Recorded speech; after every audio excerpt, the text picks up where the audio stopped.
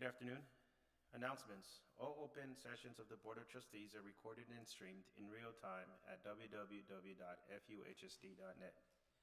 We're going to begin and call to order the meeting at 4:30 p.m. Fallbrook Union High School, Library 2400 South Stagecoach Lane, Fallbrook, California 92028. Closed session agenda. Public Employment Discipline, Dismissal, and Release, Government Code, Section 54957. Conference with legal counsel pending litigation, Government Code Section 54956.9D1. Conference with legal counsel, anticipated litigation, significant exposure to litigation pursuant to Government Code 54956.9D2. Conference with labor negotiations, Government Code Section 54957.6. District negotiator is Ilsa Garza Gonzalez, Superintendent. Employee organizations are FHSTA and SEIU. Unrepresented employees, classified management, certificated management, and confidential employees.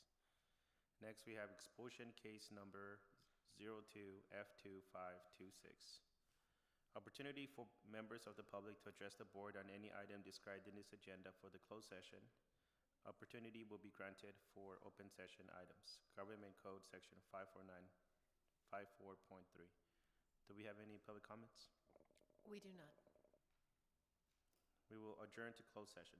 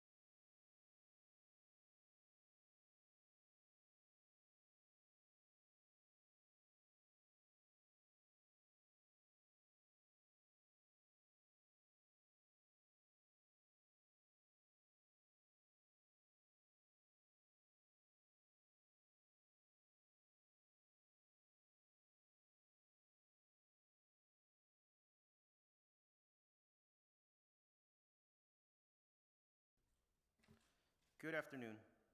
We will now reconvene to open session at 5:32 p.m.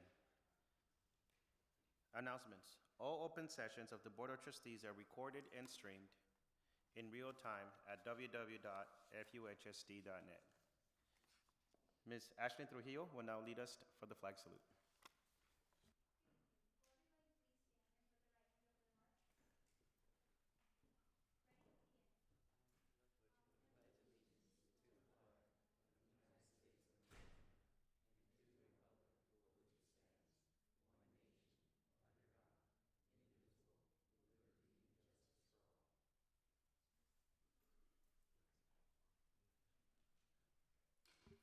Thank you. Roll call. Board of Trustees, Oscar Caralampio, President. Present. Eddie Jones, Vice President. Present. Teona Rodarte, Clerk. Present. Paul Christensen, Trustee. Present. Chris Haskell, Trustee. Present. Student Board Representative, Emma Fierro. Present. Kara Hart. Present. Ashlyn Trujillo. Present. And Superintendent Ilsa Garza Gonzalez. Present.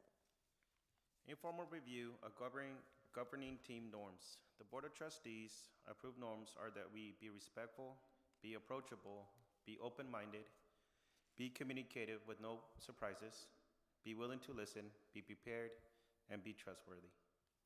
Report from closed session. Public Employment Discipline, Dismissal, and Release Government Code Section 54957, nothing to report. Conference with legal counsel pending litigation, Government Code Section 54956.9D1, nothing to report. Conference with legal counsel, anticipated litigation, significant exposure to litigation, pursuant to Government Code 54956.9D2, nothing to report. Conference with labor negotiations, Government Code Section 54957.6, nothing to report. District negotiator is Ilsa Garza Gonzalez, Superintendent. Employee organizations are FHSTA and SEIU. Unrepresented employees, classified management, certificated management, and confidential employees. Finally, expulsion case number 02-52526 will come for a vote later this meeting. We will now adopt the agenda. Can I get a motion? I'll move to adopt the agenda as presented. I'll second.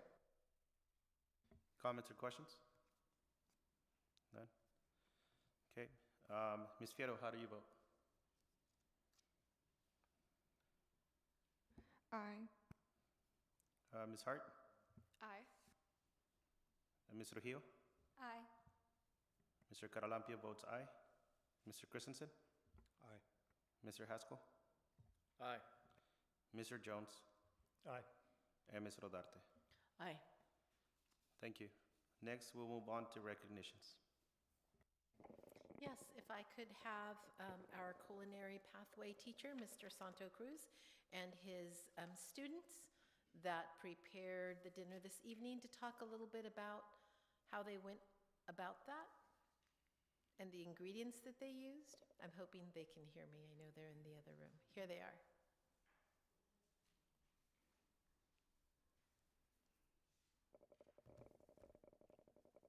So, Mr. Cruz, if you and your students could step up to the podium, we would appreciate that.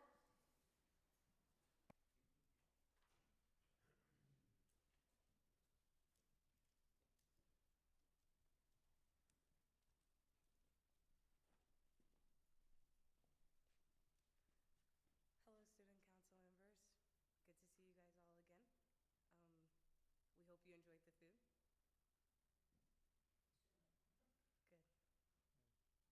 Good. Could you give us your names, your grades, and then your role in preparing this evening's dinner?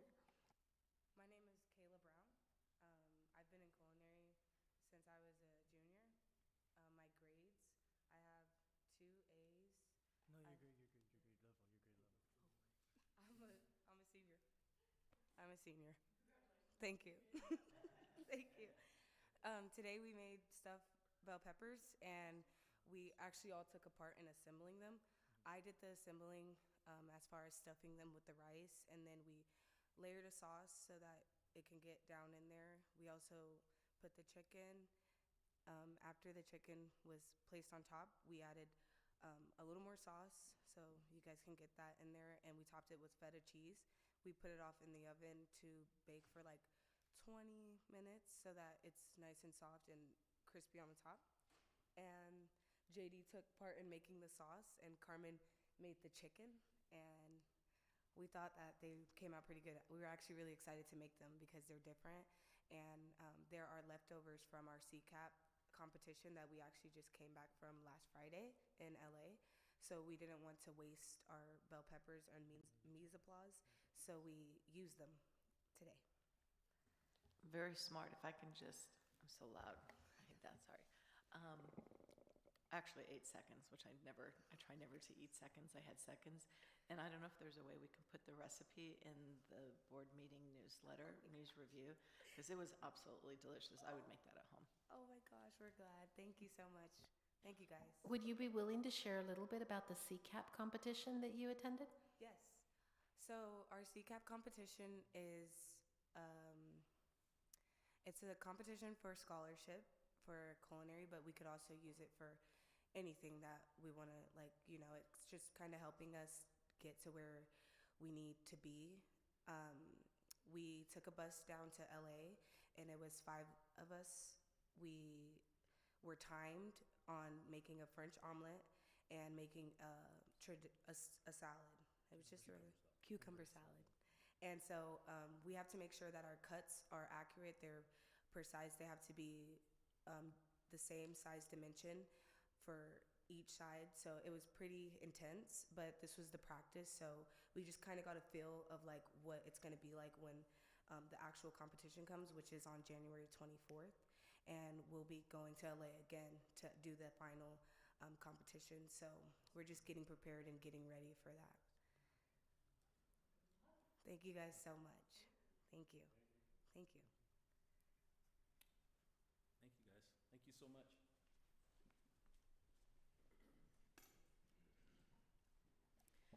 Okay, our next recognition of the evening. It is my privilege to invite Commander Tim Kirk, a proud member of the Veterans of Foreign Wars, to the podium, who will present the California VFW Teacher of the Year Award to Chief Warrant Officer Thomas Smith. Board members, please step in front of the dais as Commander Tim Kirk tells us about this distinguished honor.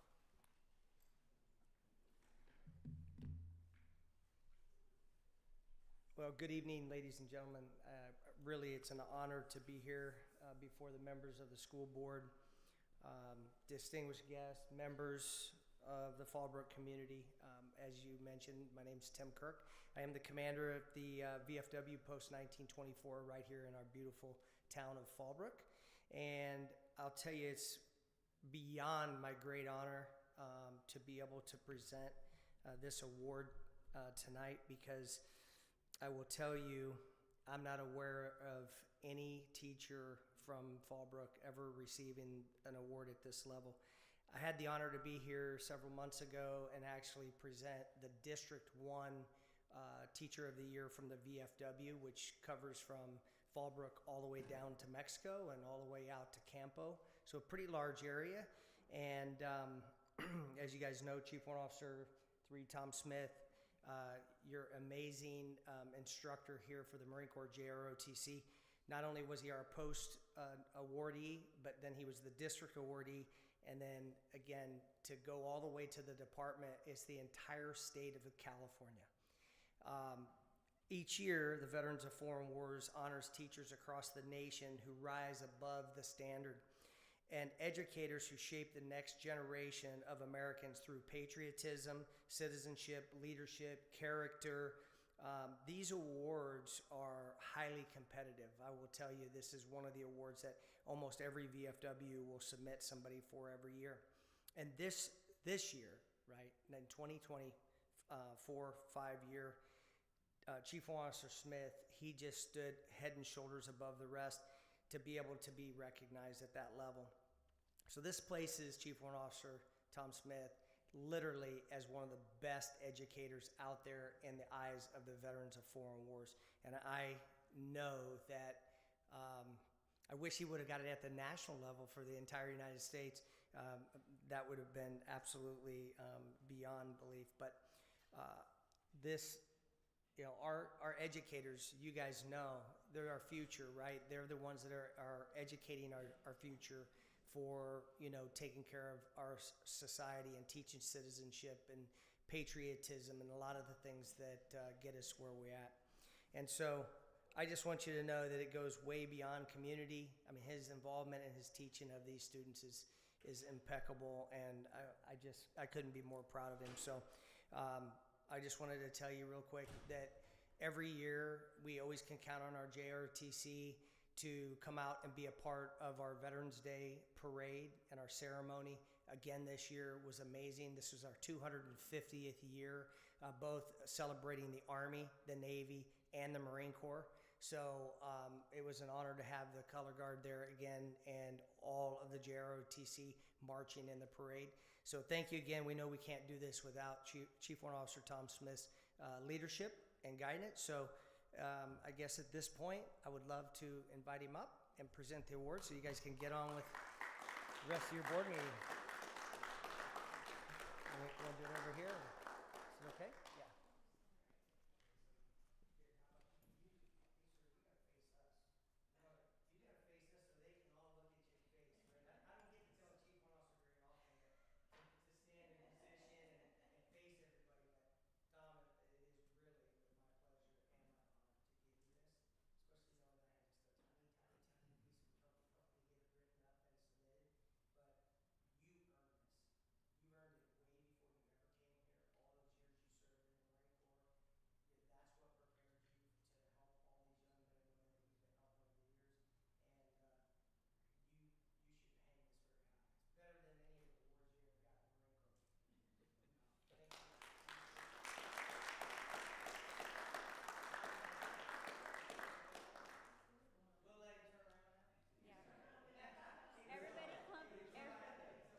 Everybody go close together. If you guys can get a little closer together.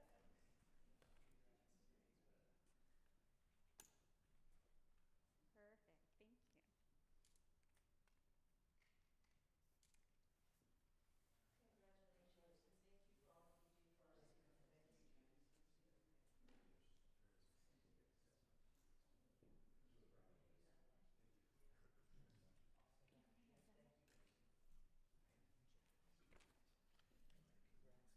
Okay, board members, if you stay in your places, please.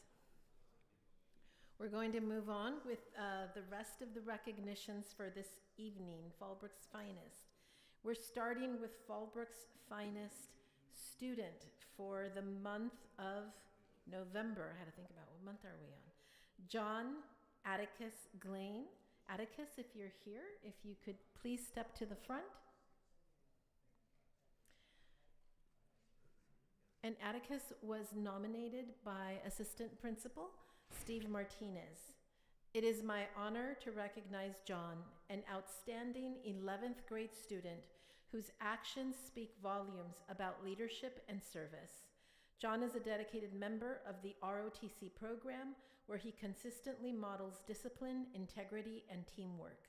Beyond his ROTC involvement, he is a familiar face at campus events, volunteering his time to support ASB, lunch setups, and ensuring activities run smoothly for his peers. What truly sets him apart is his selflessness. At our recent honor roll celebration, where he was being honored for his own academic achievement, John stayed behind to help clean up and break down tables and chairs. This simple yet powerful gesture reflects his belief that being part of a community means contributing whenever and wherever help is needed. His commitment to service, both big and small, make him a role model for all students. Today, we proudly present him with the Fallbrook's Finest Coin of Distinction as a symbol of gratitude and recognition for his exceptional character and dedication. And if his family is here, please step forward as well. Congratulations.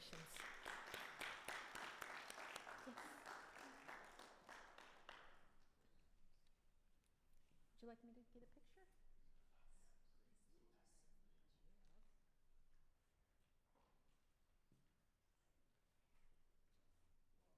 Get close together, ladies.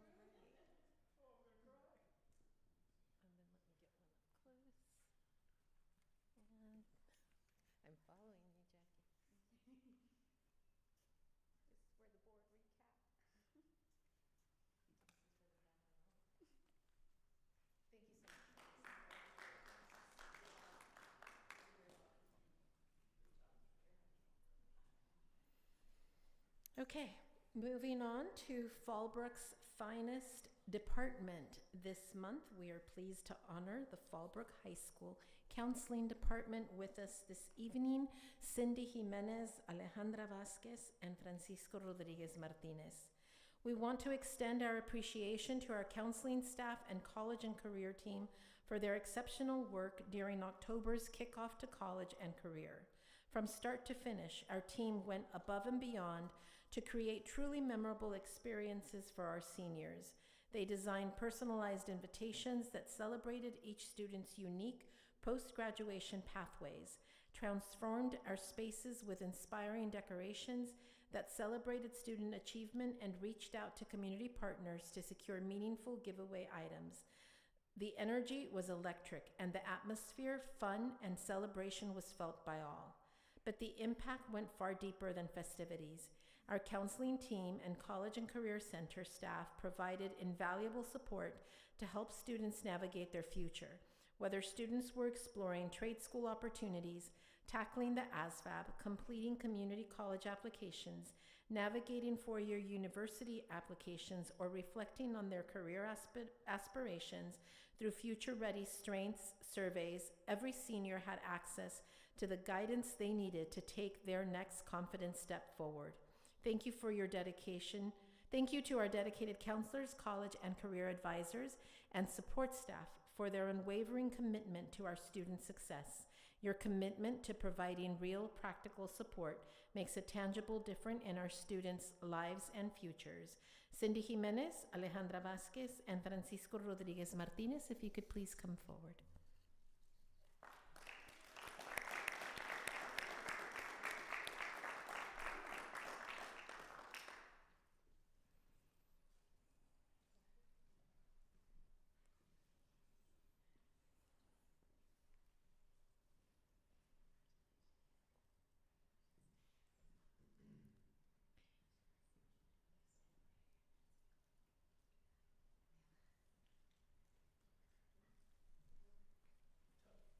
Okay, if we can come a little closer together.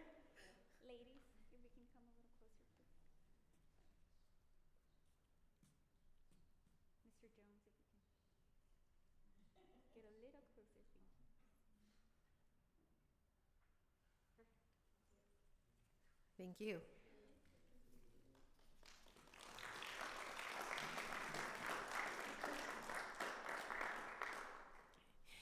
And our last recognition of the evening is for Fallbrook's finest community partner. This evening, we are proudly recognizing Josh Tiller from Mountain Mike's Pizza for his extraordinary commitment to our students and programs. Josh, if you're in the audience, if you could please step forward. Josh, the owner of Mountain Mike's, has been a cornerstone of our career technical education efforts, attending every advisory meeting and offering invaluable insight to strengthen our culinary curriculum. His expertise doesn't stop at advice. Josh has stepped into the classroom to provide live demonstrations, including teaching students how to fabricate a whole chicken, giving them real-world skills that they can carry forward. His dedication extends beyond the classroom.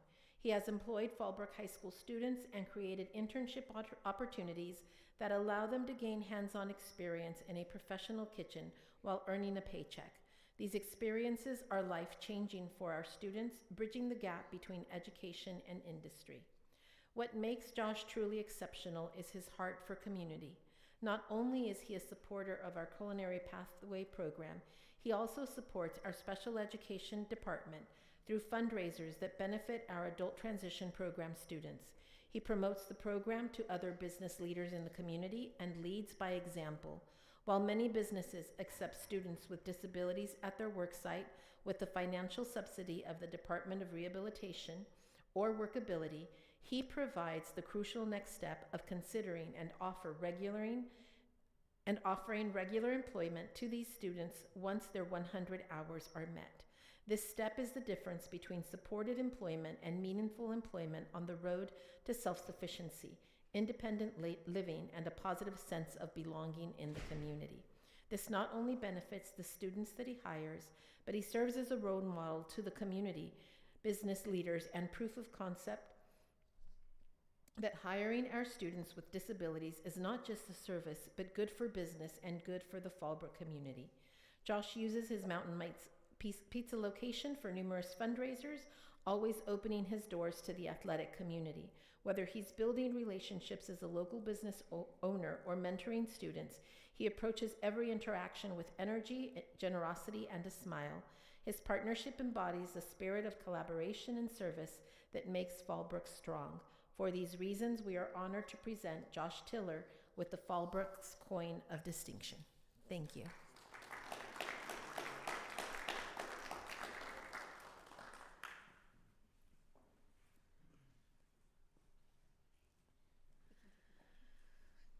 And I think if we could have, like, you three stand behind Josh and Tana and Oscar.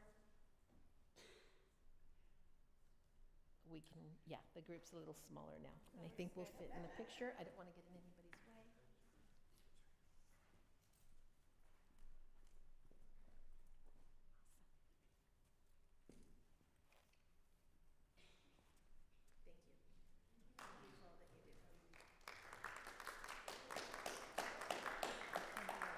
Thank you. I'll send you all the letters. Thank you. Congratulations, Josh. So I think Josh, you would ask you.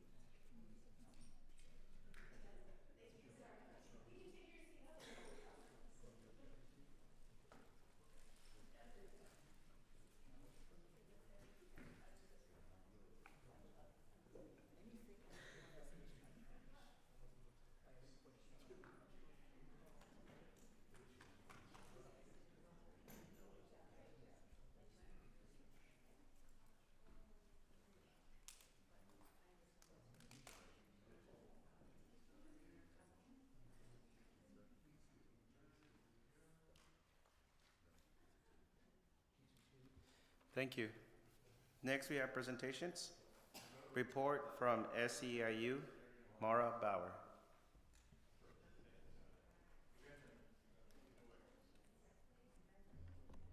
Good evening, board members. So good to see you all again. As I'm sure you've been updated by our superintendent, the biggest thing that we have going on right now is bargaining and negotiations. Most recently, we've been working on language involving uniforms, additional opportunities for training and PD for our classified staff, as well as expanding participation opportunities for our bilingual verbal fluency differential. So far, we feel very positive about what's going on. We don't meet again until December, and hopefully we'll be wrapping up soon. We've made a lot of good progress, and we feel like the changes that we're making together with the district are going to make our school better, as well as make it a better place for our classified employees.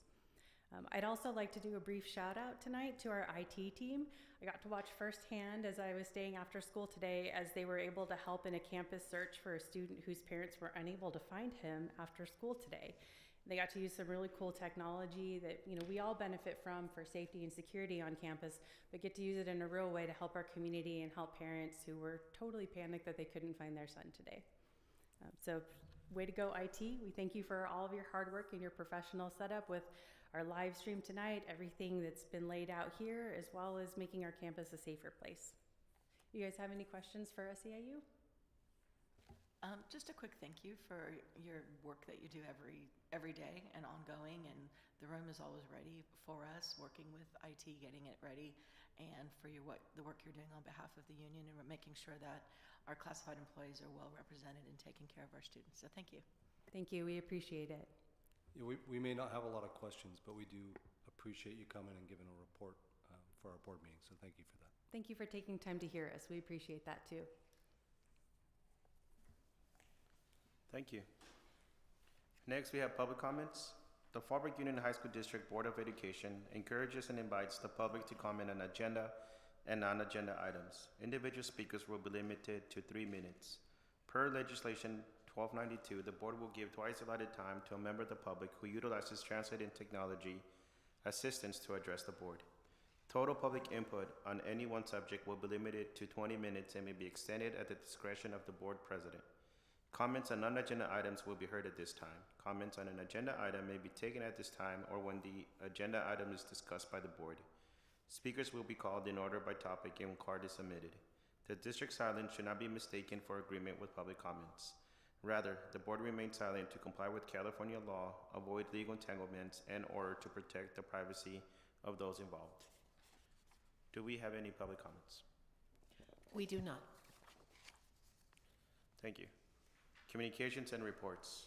Report from student board representatives. Who would like to go first? Good evening. As you all know, Thanksgiving break will take place next week, and we will be returning on December 1st. Our students are currently ensuring they are on track for finishing the semester on time. With only a few weeks left, teachers are reassessing numbers to calculate a manageable but effective pace to finish the semester. As opposed to a traditional high school structure, we do not have a dedicated finals week, with students closing out classes in the weeks leading up to the last day of the semester. However, all coursework and final exams are expected to be completed by the students' last meeting, falling sometime between December 15th and 19th. Our students are also encouraged to look into service opportunities during the Thanksgiving and winter breaks. In other news, I am proud to share that we had a high number of honor roll students for the spring 2025 semester. Around 40% of students received this award, with an additional 15% being recognized for their academic achievement. I believe these numbers are a testament to the success that Oasis allows students to reach, specifically because our teachers develop a personal relationship with students and care deeply about their success. This allows them to hold themselves accountable and reach for a higher standard. I think this is reflected by everything our students are capable of managing and achieving, whether it is in work, sports, academics, or other pursuits. That is all I have to share for tonight. Thank you, and I hope everyone has a happy Thanksgiving. Good evening, everyone. My name is Emma Fierro. Today I'm here to present Ivy High School's report for the month of November. First, we ended our first trimester with our very first senior sunrise event on October 31st, which was a huge success with over 90% of our senior class in attendance. Our staff at Ivy prepared a variety of food options using generously donated items by our students and their families. The event featured games, music, and photos taken by our photography teacher, Mr. Smith, creating a memorable experience for all. During TIG, our advisory period every Tuesday, the leadership team has been developing new initiatives to encourage students to participate in school activities. We are committed to fostering a welcoming environment that brings together students from diverse backgrounds, ensuring a memorable school year for everyone. To promote school spirit, the leadership team has also decorated the campus with uplifting quotes and daily reminders to inspire students. This trimester, we are dedicated to supporting our students' academic success. On Tuesday, we were honored to have our local fire department come to our campus, who provided students with the opportunity to ask questions, share stories of their work experiences, and explore the future of the fire truck. Today, we held a Thanksgiving feast for students and staff during lunch, featuring a well-prepared meal following our first trimester awards ceremony. Students gathered to celebrate and congratulate their fellow classmates for their hard work and achievements during the trimester. The start of the school year has been strong and has exceeded many expectations. In other news, senior headshots were rescheduled and will be taken at the Oceanside Pier in early December, with caps and gowns being provided.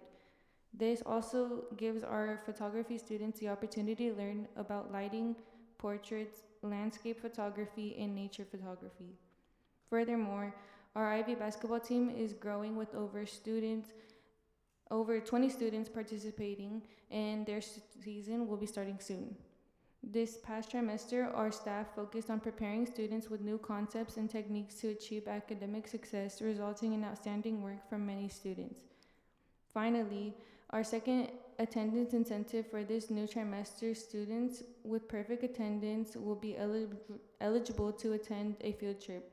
Students who attend 90% of school until February 23rd can earn a day at SeaWorld San Diego. This concludes my report for Ivy High School for the month of November. Nenny Cruz, our second board representative, will be speaking in December, and I will return in January. Thank you all for your time. Good evening, trusted members of the board. My name is Ashton Trujillo, and I am the alternative student rep to Charlie Polson. Unfortunately, last month I was unable to attend the board meeting as I had a tennis match that day, but I am very excited to be here with you today and introduce myself and inform the board of what has occurred since our last meeting. Since we last met, students have taken finals and recently made the transition into the new trimester system with new courses. ASB has successfully put on an engaging homecoming that was on October 18th. The theme was Lights Out, and it was spread across both gyms. Both gyms were decorated with colorful vibrant posters and UV lights to create a neon effect. There was a pep rally the Friday before the dance to uplift school spirits and excite the students for Saturday. Other aspects of the high school include the continuation of Saturday Academy, which takes place at the high school from 8 a.m. to 12 p.m., helping students in various subjects, especially pre-calc. And Trunk or Treat occurred on October 25th, which was open to the entire Fallbrook community. There was a haunted house put on by the freshman class and a special performance by Danza Folclórico. Many of the sports this past fall had excelled in the CIF tournament, with many advancing to the semifinals, tennis and field hockey included. Currently, there are tryouts going on for sports like basketball, soccer, and wrestling. Moving into November, it is Indigenous Peoples Month, and to commemorate Native individuals, ASB has worked alongside Ms. Varela in the AP office. Ms. Varela has reached out to the Pala Band of Mission Indians to perform cultural songs and dances known as bird singing this Friday. We had the pleasure of hosting this group before, and we are so thankful that we are able to do this again with them this year to represent the Indigenous individuals here at Fallbrook Union High School. In addition to this performance, the week of November 17th through the 21st is Gratitude Week. All this week, students can express their gratitude to their peers and educators by participating in ASB-hosted lunch activities. In these lunch activities, students can send thoughtful messages to various people on campus. Moving into December, students will be adjusting to their new trimester and to their courses as well. The sophomore class will be hosting Winterfest, which is an opportunity to showcase the various clubs at Fallbrook Union High School and the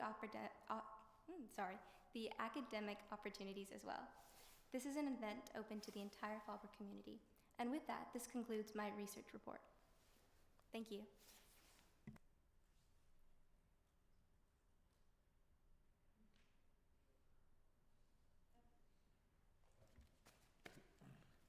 Thank you. Next, we have report from principals. Good evening, everybody, and thank you again, ladies. You do an outstanding job every time. I'll be popping in and out because we actually have a parent academy going on downstairs right now with Dr. Victor Rios and Dr. Villa, but it's very well attended, and so I'll make this somewhat brief since my young ladies did such a beautiful job, but I will focus a little bit on some of the data that we have comparatively for this trimester as opposed to last trimester for Ivy High School. So now that we have our recent data in with final grades from trimester 1, we've seen some really promising trend data for Ivy with comparison to trimester 1 of 24-25. We saw a 13% decrease in students needing high-level interventions due to failure, moving from 38% of students to less than 24%.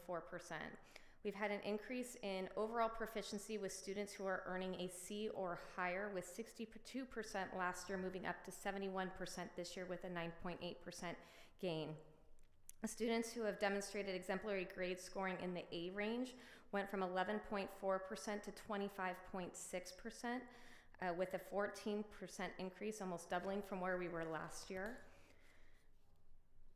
We've looked a lot at our data and where we're seeing these trends and why we're seeing such a prominent increase in our data from this year to last year, and students and staff both seem to agree that it's the TIG, our advisory session that we've put in this year, not just that we have an advisory, but how we're actually taking that data, taking student feedback and the student empowerment, and then implementing real-time interventions. It seems to be something that's not only connecting our academics, but also the culture on our campus. As Emma mentioned, we're doing a lot of really exciting things around the cultural environment on our campus with student leadership, with new activities. Our senior sunrise had a 92% attendance rate of our seniors that morning, so kids were there as early as 6 o'clock in the morning that day, actively involved and participating. We've seen a lot more student involvement in general. I know some of you had the opportunity to be on our campus today, and the culture just feels different. There's more camaraderie, there's more connection, there's more student involvement. So it's further testament to some of the qualitative data that things are working well with what our students are doing and what our programs were designed to do, and we're really excited about the progress and to see if this data trend continues into the next few trimesters. I feel like I missed something here. As far as OASIS goes, we, as Kira mentioned, we are wrapping up our first semester. Our students are working closely with our students to make sure that they reach their matriculation and close out their semester successfully, which we expect them to do. We do have a handful of our students who met their graduation requirements early, and pending approval will be exiting at the semester, but that will also open up some opportunities for some new students to be coming in who are looking for independent study. We've had really great success, as Kira mentioned also, that we have a lot of students who earned honor roll this last semester, and so students are not only engaging in independent study and flexibility, but they're really maintaining high-level grades with high-level coursework. And many of our early graduates, actually all of our early graduates, have enrolled to attend Palomar this upcoming spring. So we're really pleased about the progress both schools are making at this point in time. I know we'll be touching on the most recent SBAC data that's been released, but that too is showing a lot of progress for both schools and our district across the board, and we're just really pleased with our staff and our students and the success that both schools are showing. Any questions that you guys have for me? All right. A quick question, you mentioned TIG, I heard that the other day. Is that basically equivalent to Warrior Pride Time? It is built off of Warrior Pride Time. We had an advisory class last year, but it was every other week.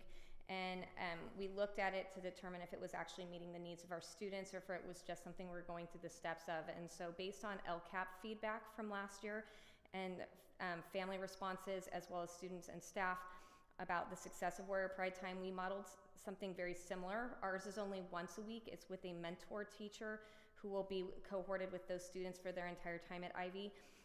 What I think works a little bit differently due to the small nature of our school is our students have a focus each week when they meet with their TIG advisor. They look at their grades similar to Warrior Pride Time, and then they advocate for their teacher for their placement during enrichment and interventions on Friday.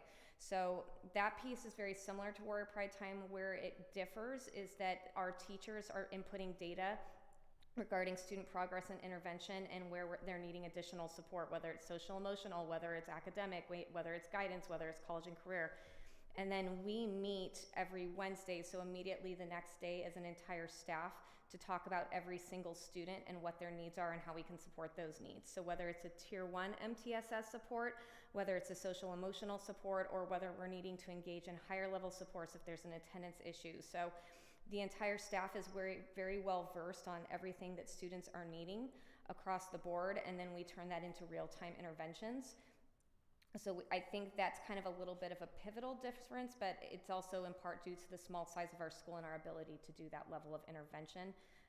But the students are also utilizing it more because, as Emma can attest, because she's been at Ivy for more than 1 year, the way our Fridays are functioning, we have intervention, and then we also have enrichment, which is our Boys to Men, our Art Empowers classes. So they attend one of those classes for the first half of the block at the end of the day.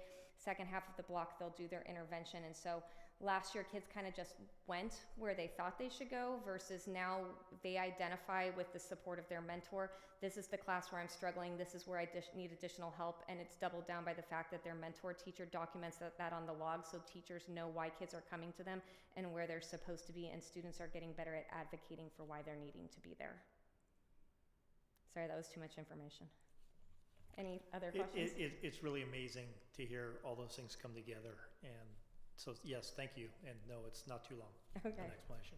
Other questions that you have? Okay. Thank you, everybody. It was a pleasure to be there today. Yes, thank you for taking the time out of your day to come.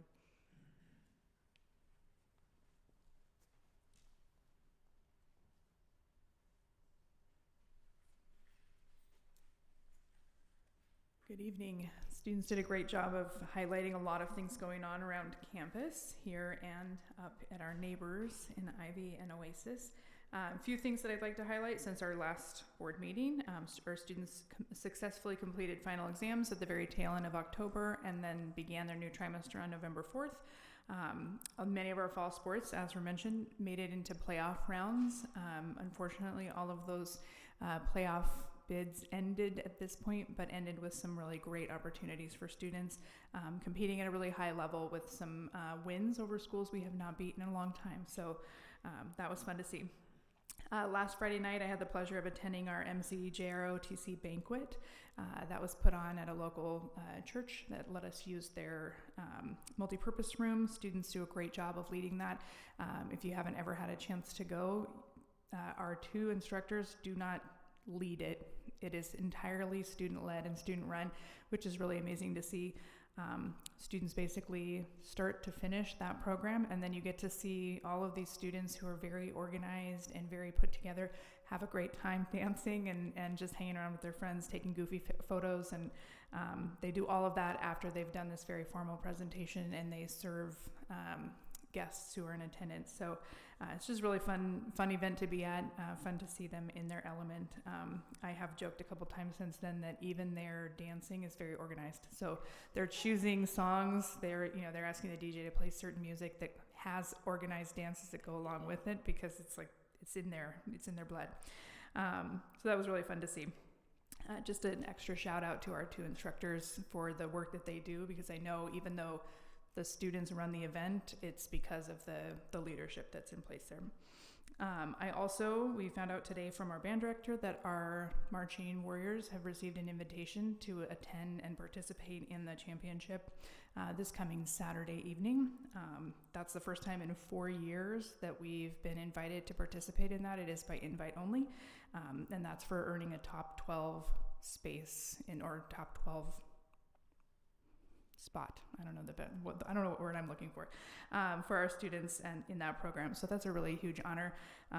Just something else to highlight, if you don't know anything about band, I will say the little bits I do know, but essentially you move up in levels, not just based on skill, but also based on program involvement and the size of your group. And so it is a testament to the growth of that group over the last several years under Derek's leadership.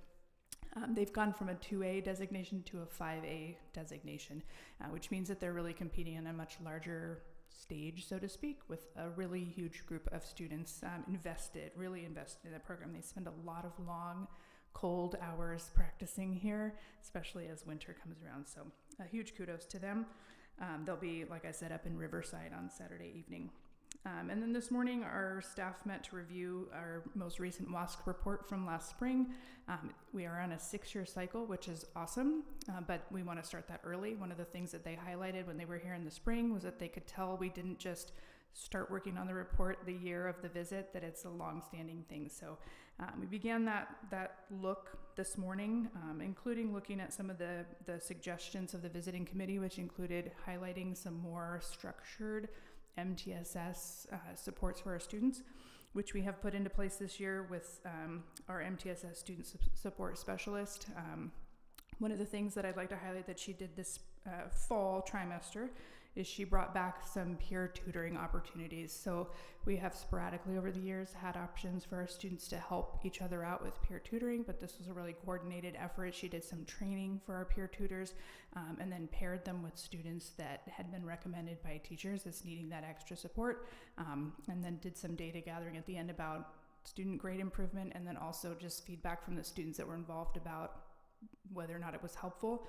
100% of them said yes, it was absolutely helpful to sit with a peer and receive that extra assistance. So we're starting to work on some of those things that were highlighted and put some of those additional pieces of support in place for our students, and we're tapping into their peers to help with that as well. So any questions for me this evening?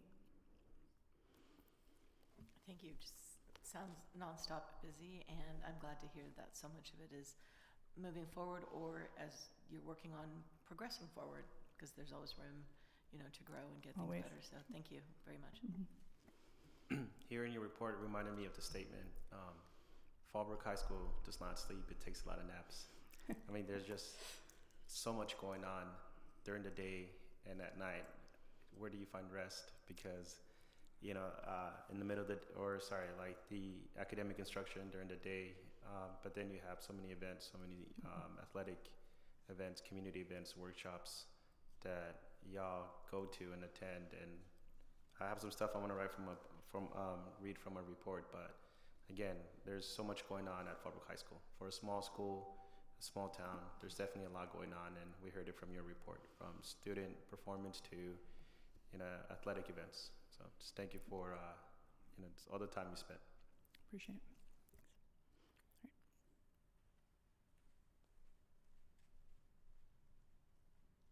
Next, we have report from board members. Who would like to go first? I'll go first. I won't go very state. I won't talk very long. First off, listening to our student leaders, thank you. You guys always do wonderful reports, which you should be very proud of. But what came out of it today in particular to me was just how creative our schools are being in terms of how do we tackle this subject? How do we tackle this problem? How do we fix this? How do we address this issue? How do we work with one another and find strengths that, help combat the weaknesses? And I love that creativity. I went to a good high school, enjoyed my high school experience, but we probably had a little bit, as Oscar was saying, we probably had 1/20 of what is being offered at our high schools here. And I love seeing that, trying new approaches, trying different things. Today I did get the pleasure of being at Ivy and enjoyed the wonderful Thanksgiving meal with staff members there and seeing the students. And it really did seem like a very positive event. Like the students were really into it and really enjoyed watching them and then watching them receive their awards and being amazed at how many students. I think it was like 40 plus students had like a 3.5 or higher that they've received, which is amazing. So I love seeing that. And then the third thing is I dropped in on the Community Engagement Initiative event that happened to be in Ontario, and I was kind of just a board member guest and kind of there, and I was so impressed with the Fallbrook team. I have some really great photos I need to send you, Jackie. Just the creativity, just the student-driven focus, and seeing the staff and the parents and the teachers and everybody work together was just really, really fun. There were about 800 people in the room, and love seeing our students, participate in that. So anyway, thank you.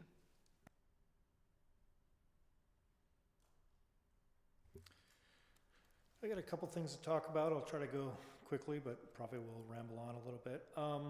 The first thing is we have, a little while ago, started a Fallbrook High School District Education Foundation, 501c3 nonprofit to support the schools, all three schools, students, facilities, enrichment,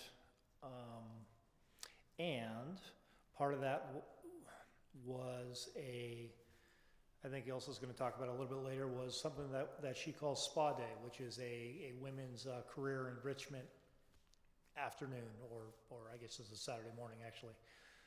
We had that last week. It was a really, really good success, really, really positive. Got a lot of good speakers talking to some of our young women on that, and overall it was a very, very positive experience. And I really want to thank Ilsa on her vision of setting that up and pulling a lot of really good speakers together. So thank you for that.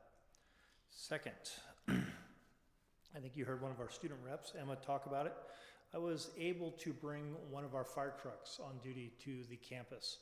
So I guess first of all, thank you for the North County Fire Protection District for assisting with this.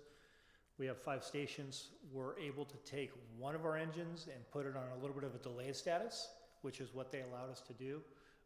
The different stations kind of compete because sometimes it's used for tower training, sometimes it's used for other education. We were able to come and visit a couple different places on the campuses. One, we visited Ms. Harris's class in the patient care pathway and worked with her students on patient assessments. Really good experience. Immediately after that, we were able to go up to Ivy and have a show and tell with the students up there during the TIG time. TIG time? The firefighters in the room, we've done presentations, you've gone to schools, and sometimes you get lukewarm reception from the students. I want to say both experiences, both at Patient Care Pathway and up at Ivy, was the most engaged I have ever seen high school students talking about our careers and those things. So I want to thank all the students. Emma was there, she was very interested. We got to do a lot of fun things. Real good experience. Last thing, I also was able to go up and attend the Thanksgiving today at Ivy, so that was a really good experience too. Thank you for inviting us. That's all I have. Thank you. Mine won't be nearly as long as that. I just wanted to give it, not in a bad way. I just want to give a kudos to Mr. Smith. I think that is a tremendous award for him. For the ROTC program. I've noticed over the 3 years that I've been on the board, the extension of that ROTC program and how many students have jumped in on that and how well he's doing. So it's definitely something to be commended for him. More than an award, but the students that he's impacting is pretty invaluable, and I love to see that. And also with Mr. Cruz in the culinary class, just developing, and we've only had it for a few years, but the development of that, the talk of the students at the school and how much more kids want to get involved in that. I think that that program has blossomed and continues to blossom, and I'm really proud of both Mr. Smith and Mr. Cruz. And just a note on the principal's reports of the band, quite a few football games of sitting in the stands and watching the team. You know, the dance team comes out, they do a phenomenal job. The cheer squad's out there doing a phenomenal job. But I will say in all my years of Fallbrook sports and attendance, this band stands out to me. It stands out to a lot of the parents in the stands when, you know, it's halftime and all the kids go in the bathroom and doing their thing. But I've never heard so many parents or students stop and actually watch the band and what they're doing.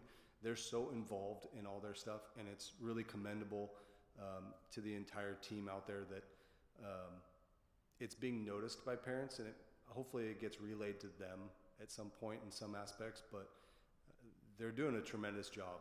They've expanded how many students are out there, but when they finish, all the parents, my kids that are younger that aren't in band and aren't involved in the sports, we're all blown away at how great they're doing. It really takes us back about how great they're doing. So please relay that to them. Last thing, I guess I'm going to go just as long, but the last thing, there was some chatter amongst the community about the football game and lack of notice about the playoff football game that was at home. Again, we didn't have a whole lot of notification that there was a game. There was kind of a last minute, I think it was a day and a half before, so the game 2 days before, but all those notices went out, all the students knew, everybody knew. I just don't think it got out into the general community as quickly because we didn't have that information readily available. So I encourage the community that's not maybe directly related with the high school as far as students, maybe to get on the Instagram or whatever page or website, just to continue to monitor if they are interested of the football or basketball or baseball or soccer or lacrosse, tennis, all those things. They've got to kind of stay up on those because those last minute playoff games or CIF things that come up, they don't get pushed out as quickly. So we apologize for that, but we got it out as quickly as we possibly could. That's it. I think I'm going to win for the shortest. Just as we kind of get into the later part of the year and the days get shorter and there's less light, and I just kind of, as we go into the holiday season, remind everyone, try to slow down driving, try not to get anywhere too fast. I'm sure Eddie and Paul can attest similarly. I don't think we're becoming better drivers as a people, and at least recently I've been on the job involved with some unpleasant traffic collisions, so just be mindful since it's harder to see this time of year, and wherever you're going, you don't need to be in such a hurry. Thank you. Real quick, I just want to say big props to ASB for all the spirit days that you lead. I work at a school, I'm a second grade teacher, and motivating students, it's pretty tough sometimes, but when you make it so exciting and innovative, they pick up with it, so kudos on the creativity. Next, I want to give a big thanks and to all the fall sports. Thank you, for especially the Fallbrook field hockey team. I took my second graders to watch one of their games. They were so excited. They got to, be on the field with them. Some of them got to hold a field hockey ball, and they were surprised with how heavy it was. Then one of my students told me the next day that she went home and she was playing with the ball and a broomstick. She was in her little apartment and she was using the broomstick to hit the ball around. But it was just the inspiration that she received. She didn't know about field hockey. She didn't know that the balls were so heavy. But it's just our student athletes are doing a lot, and at that moment they inspired 7, 8-year-olds, at Mayadas. So it was great to see that. Next, I want to also say kudos to the big props to the MJROTC students and the leaders. I was able to tend the ball, and it was really fun. I sat down and just watched the kids enjoy themselves. I was just reflecting on the fact that students perform better when they feel like they're a part of something. When they're in cohorts, they're more engaged in schools and they want to perform better because they have a sense of belonging. And seeing the JROTC crew just hanging out and having a good time really emphasized that literature that I came across a couple weeks ago. Again, I also want to give big kudos to all the school leaders, the district leaders who were there. I know that folks left late, and I live 5 minutes away from the event. Some had to go and drive and get on the freeway and drive a lot further from the event. So just you stayed late, and then you had to come back the next day early in the morning. So again, my respects to everything that you do for our students. Finally, community involvement is something so great that I'm noticing. The Dia de Muertos event at the Fallbrook Cemetery happened early this month, which was led by Voces, and I was in charge of the pickup crew, so picking up trash and getting everything ready for just cleaning up the cemetery.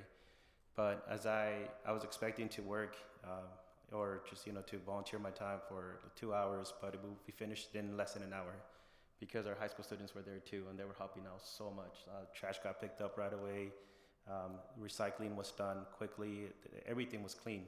So again, what was meant to be 2 hours worth of work just became one, and just seeing the students there was amazing. So just the community involvement that I see from our youth is phenomenal. Thank you. Sorry. Next we have report from superintendent. So before I start my report, I was also going to talk about band. I am very honored. They've invited me to attend. It's actually the first time in school history that the Fallbrook High School Warrior Marching Band has qualified for the SCS BOA Division 5A Championship Finals, and again, it's because we're in that division. The championships will take place at Martin Luther King High School in Riverside, and they will be performing at 6:45 p.m. and they do have a VIP spot for me. I am very honored. Unfortunately, I also have tickets to the Polar Express, so I'm going to see how we can squeeze all of that in. But tonight I want to speak about the California dashboard, which was released last week. And here's a video that will give you a little bit of information on it.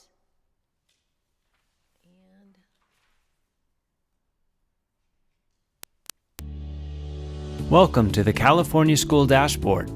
Let the conversations begin. How many students graduated on time at my son's high school? Are students learning what they need to in English and math? What's our district doing to get more parents and families engaged in real ways? The California School Dashboard is the place you can get more information about each of these questions and more. The dashboard helps us all, parents, families, students, teachers, see how well our schools and students are doing and where improvement is needed. I heard fewer students got suspended last year. Is that true? What's my district doing to make sure students and teachers feel safe? Think of the dashboard as the ultimate conversation starter. The information helps us talk to each other and with teachers and school leaders about what actually is going on in our schools. It helps us think about what additional questions we want to ask and where to find those answers. Like what programs are working well in our district? Or what's being done to help students who are falling behind? Or which schools need more attention? Right. The dashboard provides information that helps us have more informed conversations that lead to better planning and better results for kids. Plus, it's an important way to hold our schools accountable, to see if they're making progress over time. That seems like a lot to ask. It is. But the future success of all our kids and our state depends on how well our schools are doing. It all starts with looking up your schools and learning more. So start looking. And let the conversations begin. You can find more information about the California School Dashboard. So I want to start with suspension rate, the suspension rate summary report comparison. And this is the percentage of students who have been suspended at least once in a given school year. This is the only area where we have gone down. So we were green, now we're in the orange, which means we had more suspensions in 24-25 than we did in 23-24. And to go over the colors, as you get to the green and the blue, that's good. And the red and the orange is not good. This is district-wide. If we look at the comparison of district schools, this is for 24-25. You could see that Ivy High School is green, Oasis High School is blue, Fallbrook High School is orange. Obviously, Oasis High School, the kids go to school at home, so it's a little bit difficult to do things that will get you suspended, maybe get you grounded, but the state doesn't look at that. Ivy High School, a much smaller setting, and again, it's a voluntary placement, so students also know if I could lose my spot here where I'm being successful. And Fallbrook High School, of course, we're dealing with more students, and that's part of the reason, but it is something that we continue to look at. If you sit down with Lauren Jones, with the assistant principals, with Annabelle Luna, they can all explain exactly what the difference is, what were some of the incidents that caused these numbers to rise. Next is the English Learner Progress Report. Here we had an increase of 9.6%, with 43.4% of our English language learners making progress. Overall, the state maintained 0.7%. But they had 46.4 making progress. I am not going to show the district schools because Ivy and Oasis don't have large enough numbers to be able to report, but you could see that the progress, although slow, it is still progress going from orange to now yellow. The graduation summary report is the percentage of students who received a high school diploma within 4 or 5 years of entering 9th grade or complete their graduation at an alternative site. So as a district, we were orange, huge increases. Now it is green. And when we look at the graduation rates for the 3 high schools, Fallbrook High School, yellow. Ivy High School, the graduation rate is green. Actually, if students graduated from Ivy would probably be in the blue, but when they make up their credits, many of them choose to go back to Fallbrook, and then it counts for Fallbrook High School. And then Oasis High School, also blue. College and Career Readiness Report Comparison. This, of course, indicates whether students are leaving the high school ready to enter college or a career. Again, this is the district. Overall, an improvement from orange to green. Great strides, partly due to the hard work of Dr. Luna, our we call her K14, it's really 914 counselor, Raquel Chavez, and our counselors also who do a lot of guidance alignment to take a look at what students need to make up a class because they got lower than a C. Are they A through G ready? Are they completing and being enrolled in the classes that they need to complete a CTE pathway? Again, the 3 high schools, Fallbrook High School, green. Ivy High School is red, mostly due for A through G, but if you recall, we have added a CTE pathway at Ivy High School last year, which is the business pathway, so we expect those numbers to go up. We have also added a dual enrollment, I don't want to say pathway, but track to Ivy High School, and we have students that will be dually enrolled at Ivy and at Palomar College, so again, we expect those numbers to go up as well. And then Oasis High School, most of our students at Oasis are very focused on either they're in sport or something else that they're doing which leads them to that independent study program. So not many of them participate necessarily in CTE, although we do have quite a big number that are duly or concurrently enrolled. English language arts, I won't spend too much time on this as I've already gone over the results of our CASP test, but this is what it shows. Again, in English language arts, orange previously, now we are green, so very big strides there. Mathematics, a little slower, but we're still making progress from orange to yellow. And if you recall, we went up about 6% in both English and math on the CASP. The 2025 science is informational only, so it's almost like establishing the baseline for moving forward. They weren't collecting data on science previously, but we're starting in a very good place with being in the green in this area. The dashboard also looks at the basics, teachers, instructional materials, facilities. They actually audit the facilities. It's called the FIT. They look at all of our instructional materials at the beginning of the year. Does every student have a book at home and in the classroom? Are the book standards aligned? Are they approved books? Are our teachers certificated to teach in the area that they're teaching? So we are standard met there. Implementation of academic standards, standard met. That's a lot of the work that we are doing as part of our systems alignment. Access to a broad course of study. So do we offer a wide variety of electives? Do we offer advanced placement and international baccalaureate? Do we offer our English language development courses, dual immersion, CTE, and it's standard met? Oh, I accidentally put that one on there twice.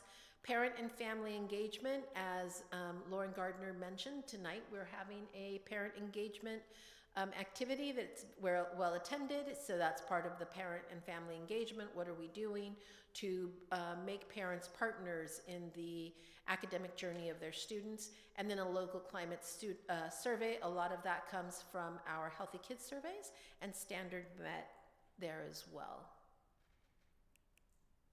Do you have any questions? And if I can't answer them, I know that somebody in the audience can.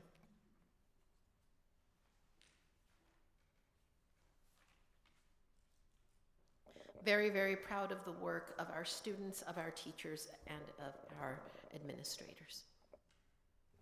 No question, but just very proud with the numbers we're seeing. So thank you very much to you and everybody else responsible for that, including the hard work from our students. Thank you. Next, we have Education Services. Information item, single plan for student achievement, Ivy High School. This is an information item and will be on the next board meeting agenda for action.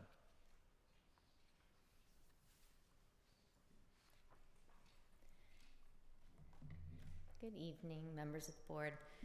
I'm actually presenting on both Ivy High School and Fallbrook High School. They're both on the agenda, the next two agenda items for information. When I came to you in June, I shared the local control accountability plan as well as our federal addendum, which encompassed our state and our federal funds. The school plan for student achievement is a whittled down version of that for each of the individual schools. Just a quick recap on the federal funds, because a big part of the reason that we have our school plans is to detail our Title I funds. So you can see at the top, that is our allocation for the district for Title I. We have our other Title II, III, and IV funds, and those are interspersed in the LCAP, federal addendum, as well as the school plans. So both Fallbrook High School and Ivy High School are school-wide programs for Title I because we have such a high percentage of socioeconomically disadvantaged students. They are school-wide programs. So all students can benefit from the activities that we use our Title I funds for, but they do have to be targeted towards our socioeconomically disadvantaged students. This is a general breakdown of each of the school plans, kind of the nuts and bolts of what you will see there. Our principals, Lauren Jones and Lauren Gardner, Both align their plans to our local control accountability plan, so you'll see that the goals in there are very, very similar to the ones in our local control accountability plan. They also work very closely with their school site council and their ELAC committees at each of their schools to gain information and input as they decide how they're going to use those Title I funds. On the far left, you'll see our district reservations, about 9% of that $380,000 that I had presented on one of the previous slides. For Fallbrook High School, they get about 86% of the Title I funds, and that's just based on the number of students, and then it's an allocation based on our socioeconomically disadvantaged students. Ivy receives about 5% of those Title I funds, and then one of the additional criteria for the school plan for Ivy is to include our CSI funds, because those are federal funds as well. So those are off to the right, kind of as a separate criteria. Fallbrook High School, two of the biggest things that they use their Title I funds for are our AVID program. So our AVID program is robust, it's highly successful. We also have a bilingual college and career liaison who's split between both campuses. So you'll see that position both at Fallbrook High School and in their plan, and in Ivy High School's plan as well. They do have some then residual Title I funds that are encompassed in their plan at Fallbrook High School, and they use a lot of those for things like Math Excel. They have SMORE, which is part of what Lauren Joan uses for her outreach and her parent communication. They also have things like Character Strong that are used during Warrior Pride times, so that they have additional curriculum that can be provided to the students. And then there's some other things from our federal funds that are included for Fallbrook High School, including Saturday Academy and a variety of the courses we offer there. Those are funded with our Title III. Some of those are our ESL classes for our parents, our ENEA classes, so for some of our parents who are learning to read and write, those courses are offered through our federal funds. And then our Title II is used largely for subs for both campuses, and Title IV slightly for our technology repairs. Ivy High School, like I said, majority of their Title I funds is to that bilingual college and career position. There are some other items that are included in the school plan. So you'll see LREBG, so the Read 180 program that we offer at Ivy is funded by our LREBG money. We have a para who's in that class supporting those students with academic reading and writing. That's from the Equity Multiplier funds that Ivy receives. TIG is funded out of LREBG right now as well, and then our business class to increase those CTE pathways is coming from our Equity Multiplier funds. To the far right, we did have a significant allocation for CSI, and so Ivy also has included in their plan the CSI coordinator. We have a temporary CSI social worker. We provide professional learning with the Victor Rios parent engagement that we have actually downstairs right now, and then we also have some professional learning that we offer to the teachers. There is one that is a copy-paste error. It is in the plan. It just should not be under the CSI category on the far right there, but Art Empowers is funded by our Art Block grant, and as Lauren Gardner mentioned earlier, it's one of the programs offered at Ivy to incentivize attendance and increase that social and emotional engagement at the campus.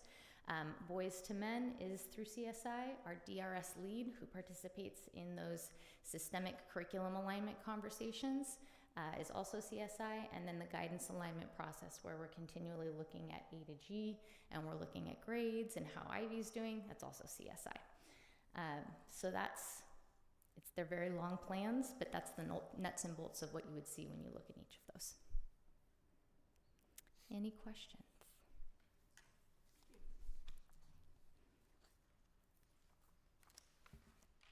Thank you.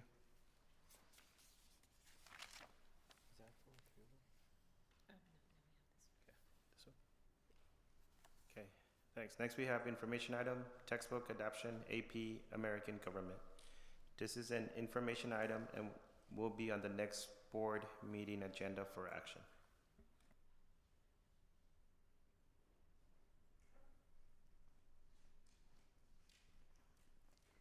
I should not have sat down, I forgot.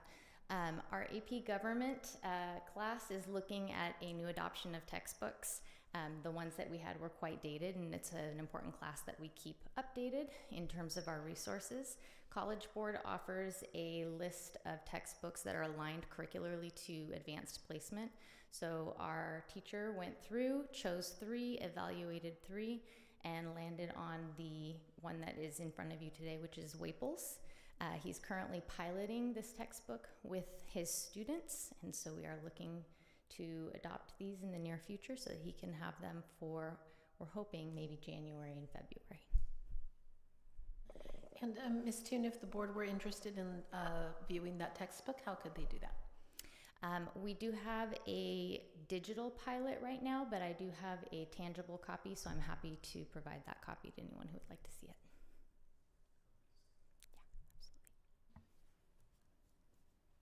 How high is the interest in AP American Government from students? Have you seen like the number of students enrolled in AP Government increase or decrease? They've been relatively stable. I'll rely on Lauren Jones in case I misquote anything. I believe we have 2 sections that are offered right now, but they've been relatively stable, and they are full classes. So I took great pride in taking some AP courses when I was here. But now the conversation of dual enrollment is something that I came across from CSBA a couple weeks ago as well. How do you feel dual enrollment, where students can take college courses, impact the enrollment for AP courses? I actually think dual enrollment is an excellent opportunity for our students. There's actually ed code that really protects courses and teachers and high schools from having too many students being pulled out to go and take dual enrollment classes. Historically, when we've looked at our numbers here at Fallbrook High School, we're really conscientious about it. So the amount of students who are taking dual enrollment classes, and there's usually a small number in a variety of different courses, usually just lowers the class size of the advanced placement classes we offer here rather than anything else. But it is a really excellent opportunity for the students because in an advanced placement course, they have the opportunity to take the exam, pass the exam, and then potentially get college credit. But by taking the course directly with the college, they get the credit automatically as long as they pass the class, and they have the opportunity to see themselves as a college student. So it's a really excellent opportunity. Thank you. And please go to the volleyball banquet.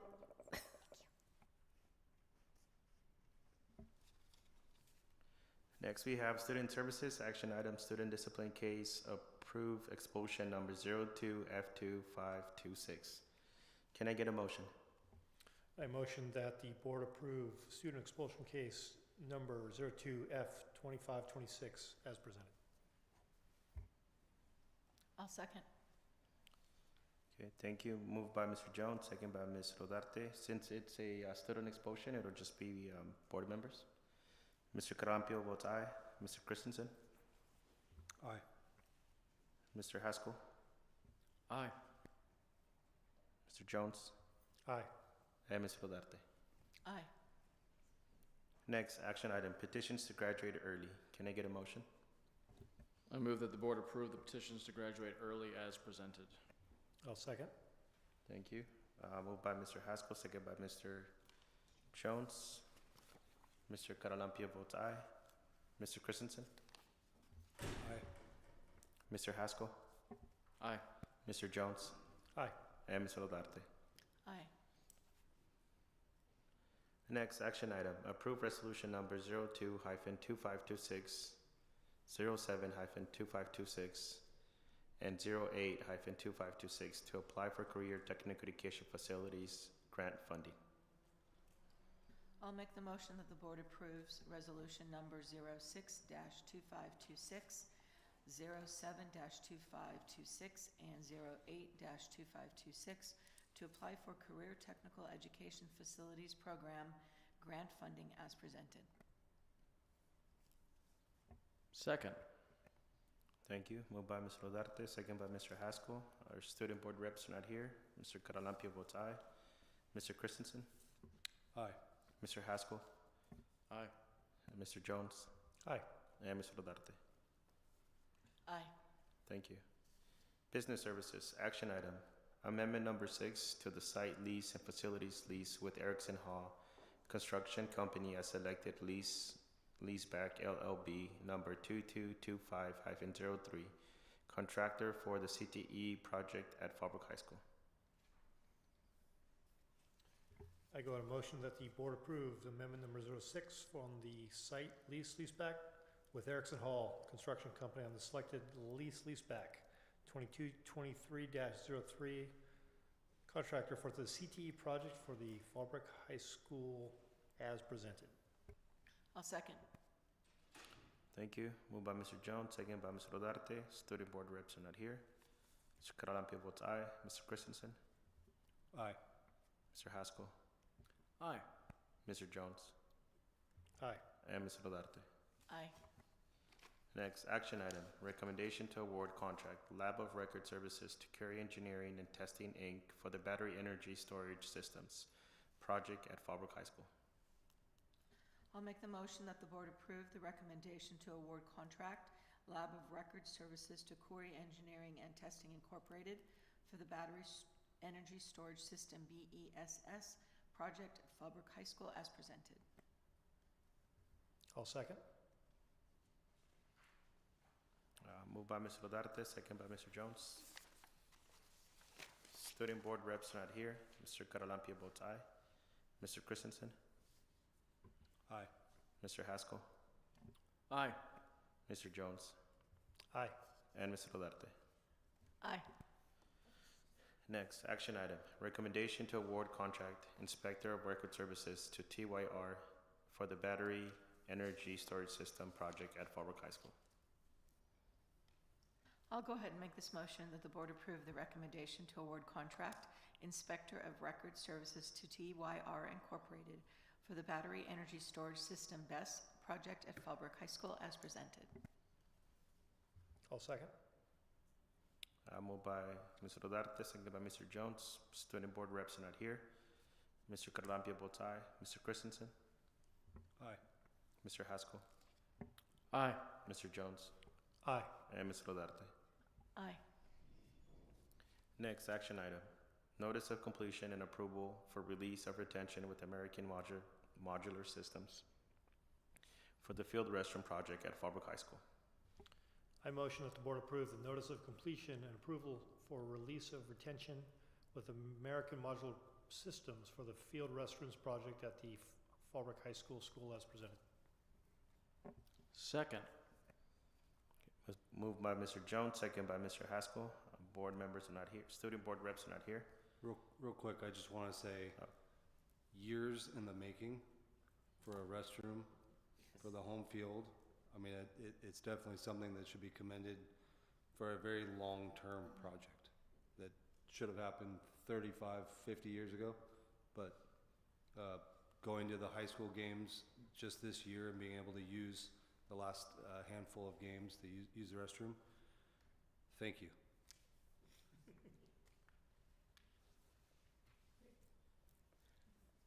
Thank you. Any other comments or questions?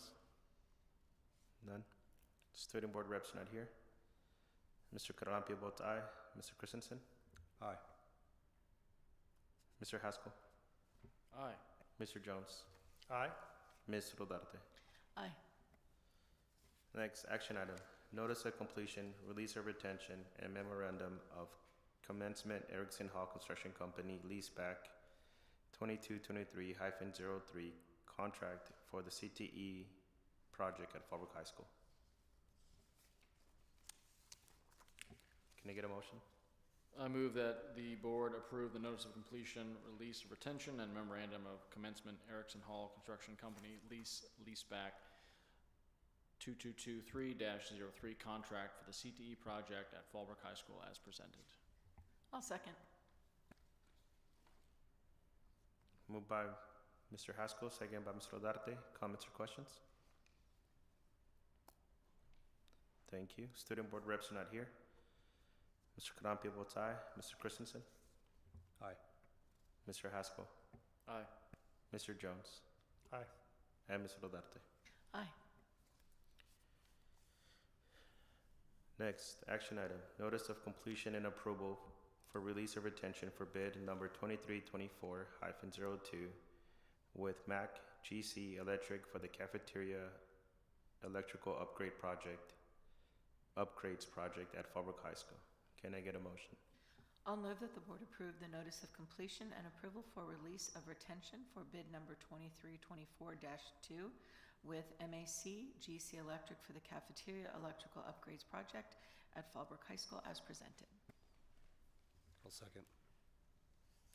Moved by Ms. Rodarte, second by Mr. Christensen. Comments or questions? Quick question.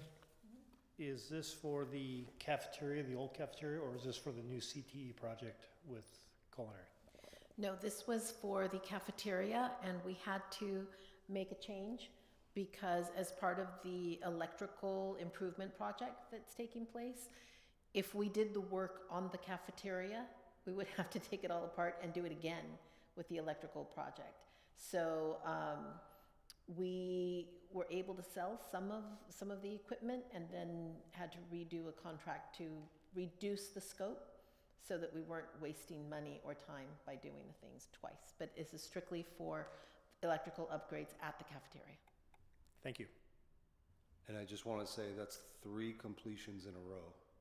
And I know our school's been under construction since 1992, maybe, something like that. But that's 3 completions, small or large. That's 3 completions that we're making progress towards the end of our bond, towards the end of construction, hopefully.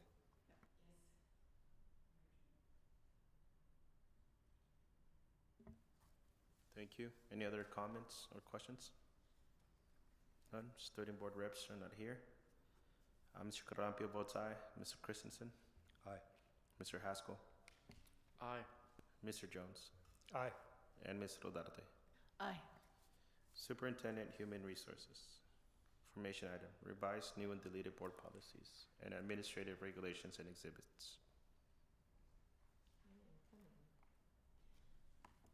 So the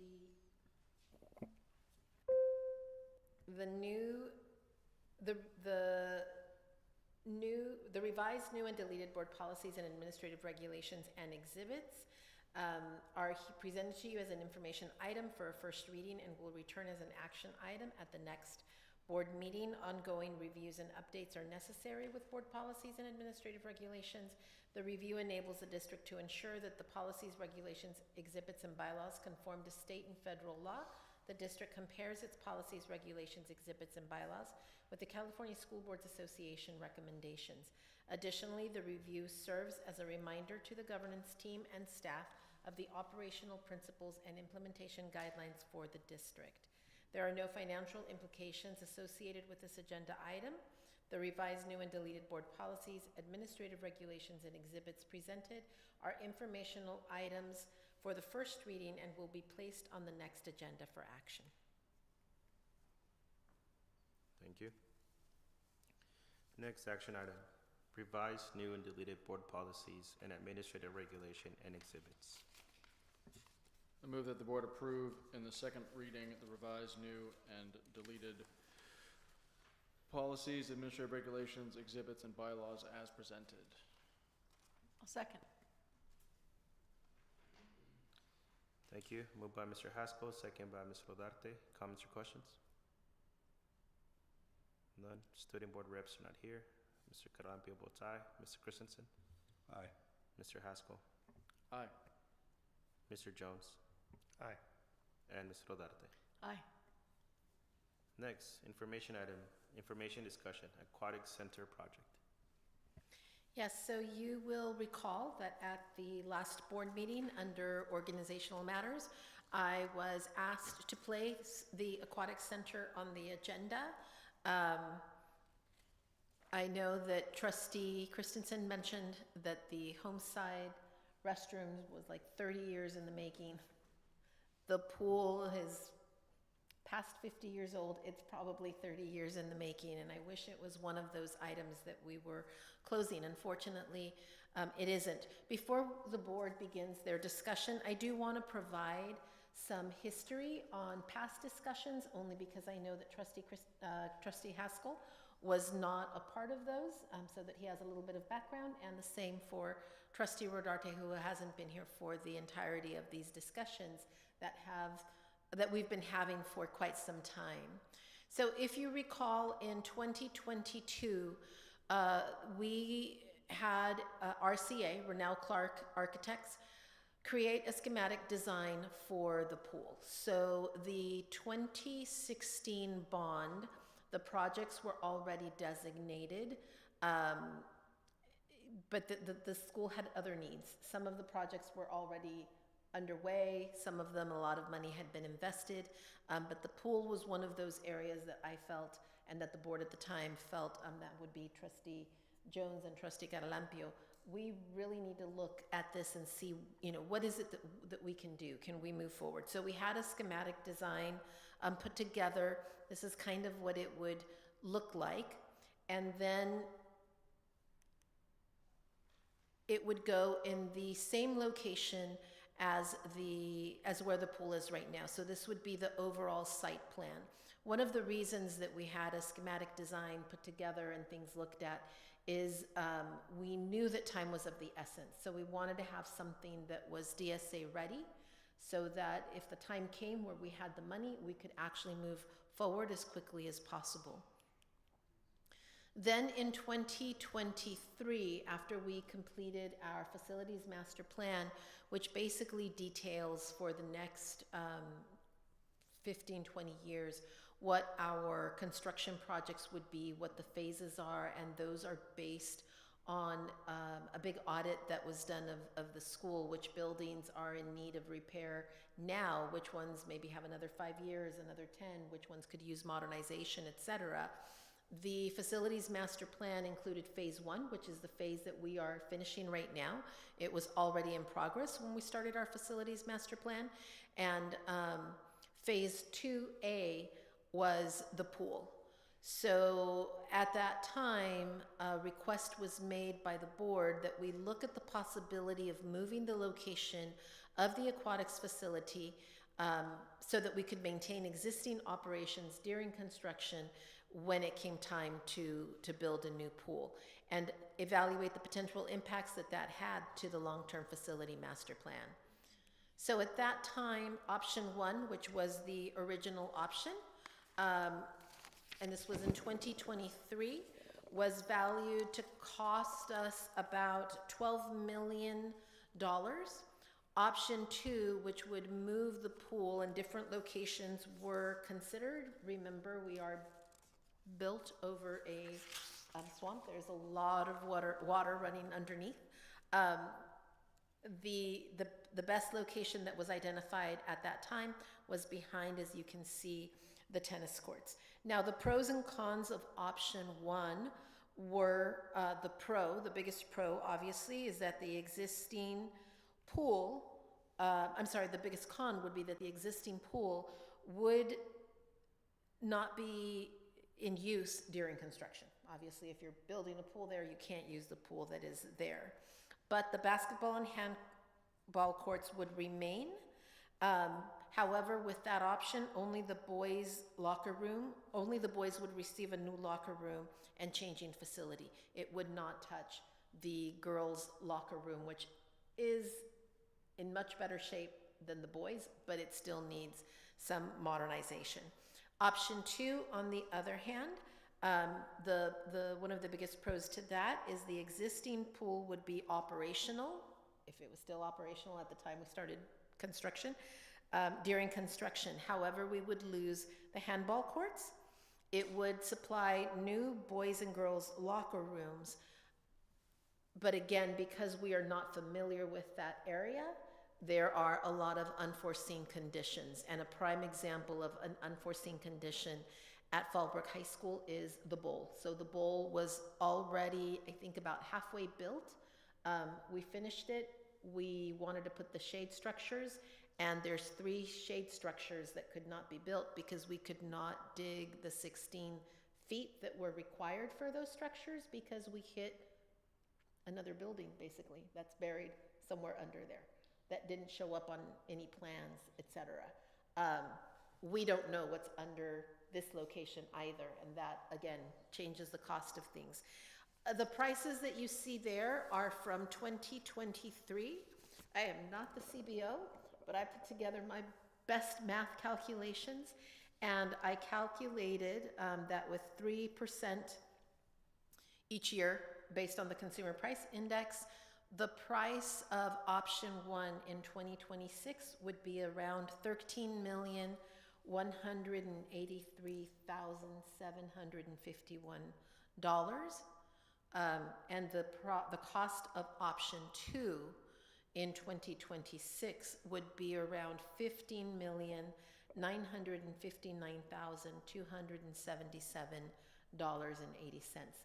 Again, these are very raw calculations just based on the Consumer Price Index.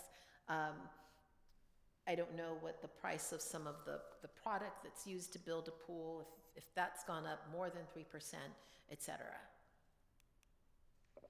So possible funding sources. We knew that we did not have enough money with the bond to build a pool. So in 2024, if you recall, we did go out for a bond. That bond failed. Our next opportunity would be in 2026. There's also the possibility of 2028. When we created the Fallbrook Union High School Education Foundation, we were very intentional in placing the Aquatic Center as one of the goals of that foundation, because it could also be funded, at least in part, through private donors. And then, of course, there's the California Facilities Program that we have talked about on and off. So I want to give you a little bit of background of where we are today with the California Facilities Program. We were fortunate that California was able to pass a bond in 2024, and that is going to help us a great deal. So one of the issues with our facilities is that the last time that Fallbrook received state funding, and basically it's because we didn't ask for the funding, we didn't go through the applications, was in 1999. And the funding that was received in 96 and 99 was only $5,925,000. Coming from a larger district, I knew there was funding from the state when I got here, and I kept asking, where are we? And I finally went to the state website, called my former district, went to the state website, and realized Fallbrook's not even on the list. So we began to work with consultants to get on the list, and we are estimated to receive $7,791,571 in 2026, most likely around late spring or summer. So that is money that is coming to us that the board could say, okay, we could use that for the pool.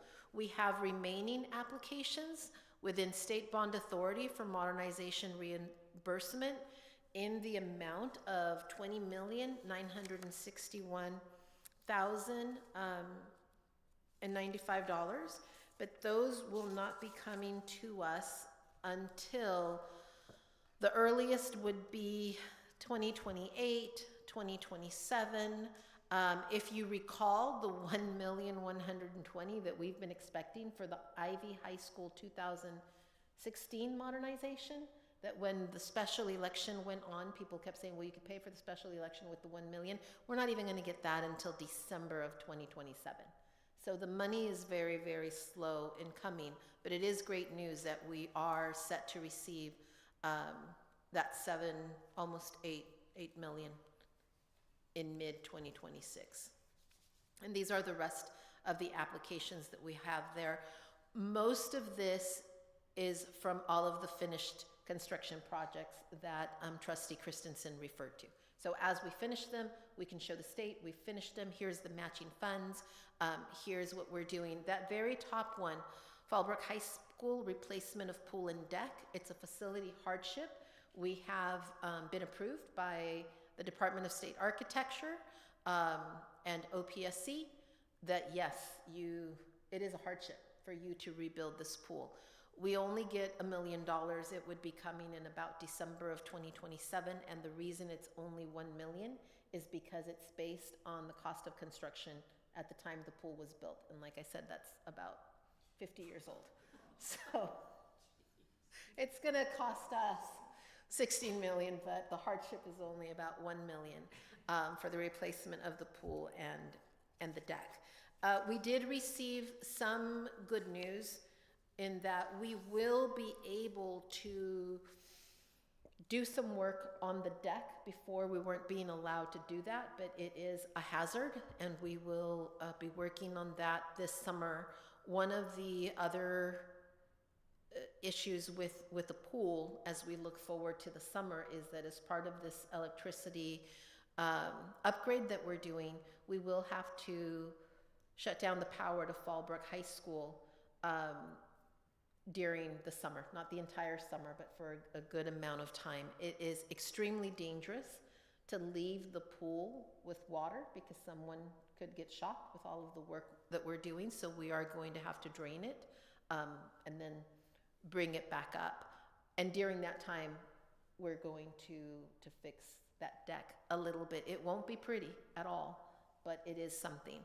So with that information, I think the board can now begin their discussion of possible funding sources or what we are going to do next. And then this is the remaining modernization eligibility that we have in place. But again, that would be in 2031, a possible $3 million and $333,000 in the spring of 2026 for the portables. Thank you very much. One of the reasons that the project is so expensive is because of legacy projects. Legacy projects are other things that need to be improved because they are near the pool. A lot of people in the public will talk to us and say, why does a pool cost so much? I can do a pool for, a fraction of that. You can, but a lot of what we see in that entire vicinity is not up to the current standards and needs to be brought up there. Those are legacy projects. For example, I believe that parking lot we're looking at there was built, and we, similar to the bowl, we don't have any documentation on that being permitted or anything like that. So that has to be brought up. Correct. As well as the pool and everything else. So another one of the challenges with the Department of State architecture is if you have to address something that is in the path of travel to the project that you're trying to get to, you have to do that. That parking lot is in the path of travel to get to the pool. So in order to be able to renovate the pool, we have to address the parking lot. And I don't remember what the cost was broken out for that parking lot, but that is also what cut into the bond. For example, the baseball bleachers were not on the list of projects that we were going to address, but in order to get to the 400s, you have to go by the baseball field. That's path of travel, so now you've got to fix those bleachers.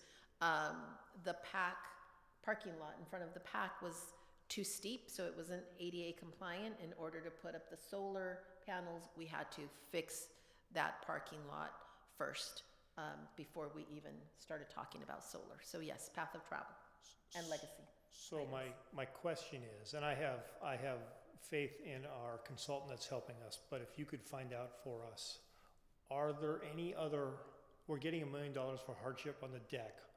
Are there any of the other legacy projects attached to this that we may be able to go after that type of recovery?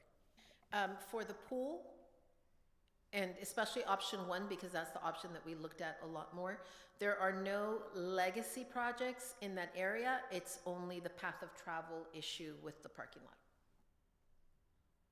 And they would not consider that a hardship because it's required for us to do to get to correction of the pool. Right, the parking lot would not be a hardship.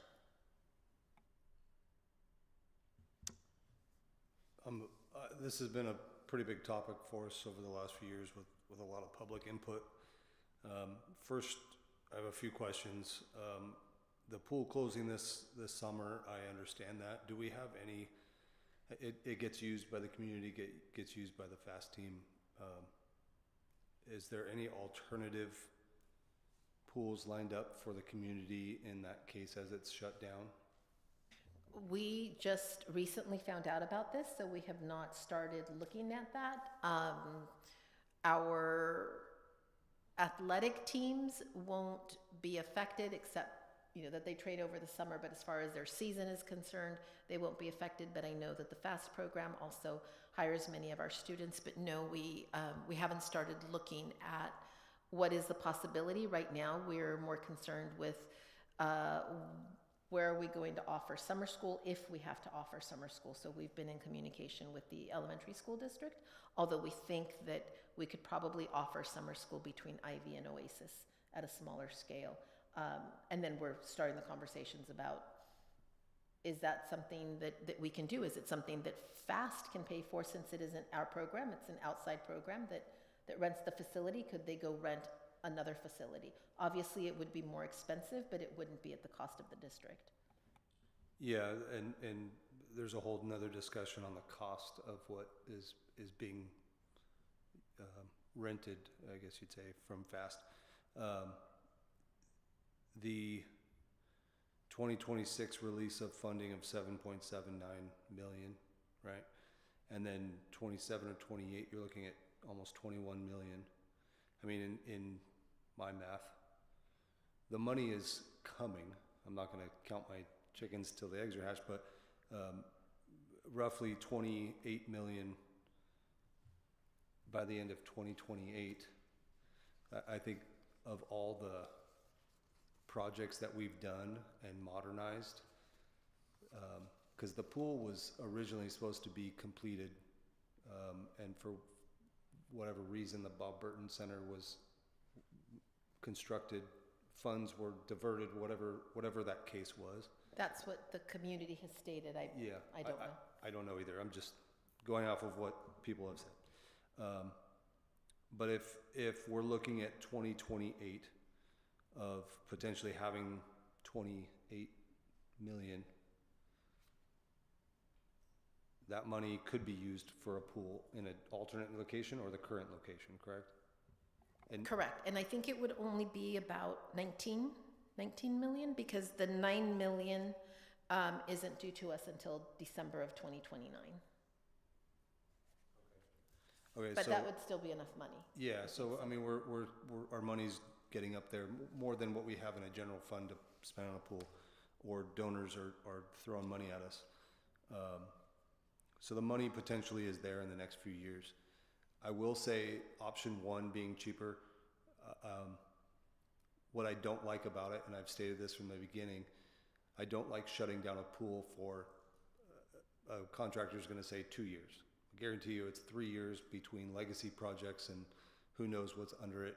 Find another building and a school underneath that pool, but it's well past due.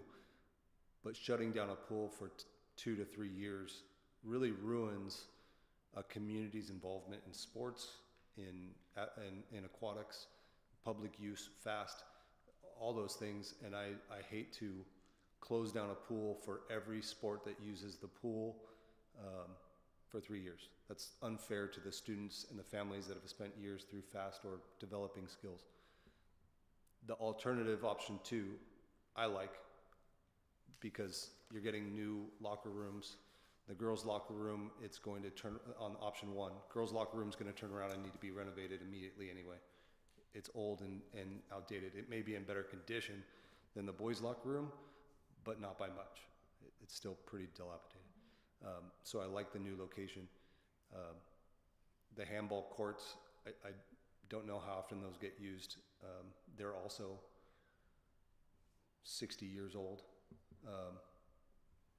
I don't think handball is a popular sport in Fallbrook these days, but I could be wrong. Does this option two, does it have, with that junior lot parking, does it have a walkway to get through to tennis or the backside of the Bob Burton Center without going through the pool area? There is a walkway It would have to, because it does go through that pool area, so it would have to be redesigned, and it's basically a walkway that connects Ivy, because our students catch the bus at Fallbrook, but that would probably be part of the design. Okay, I just think there should be a walkway that's not directly through the pool area for safety for the kids, and they're high schoolers. Somebody's going to end up in the pool. But then also access to that junior lot is popular as well.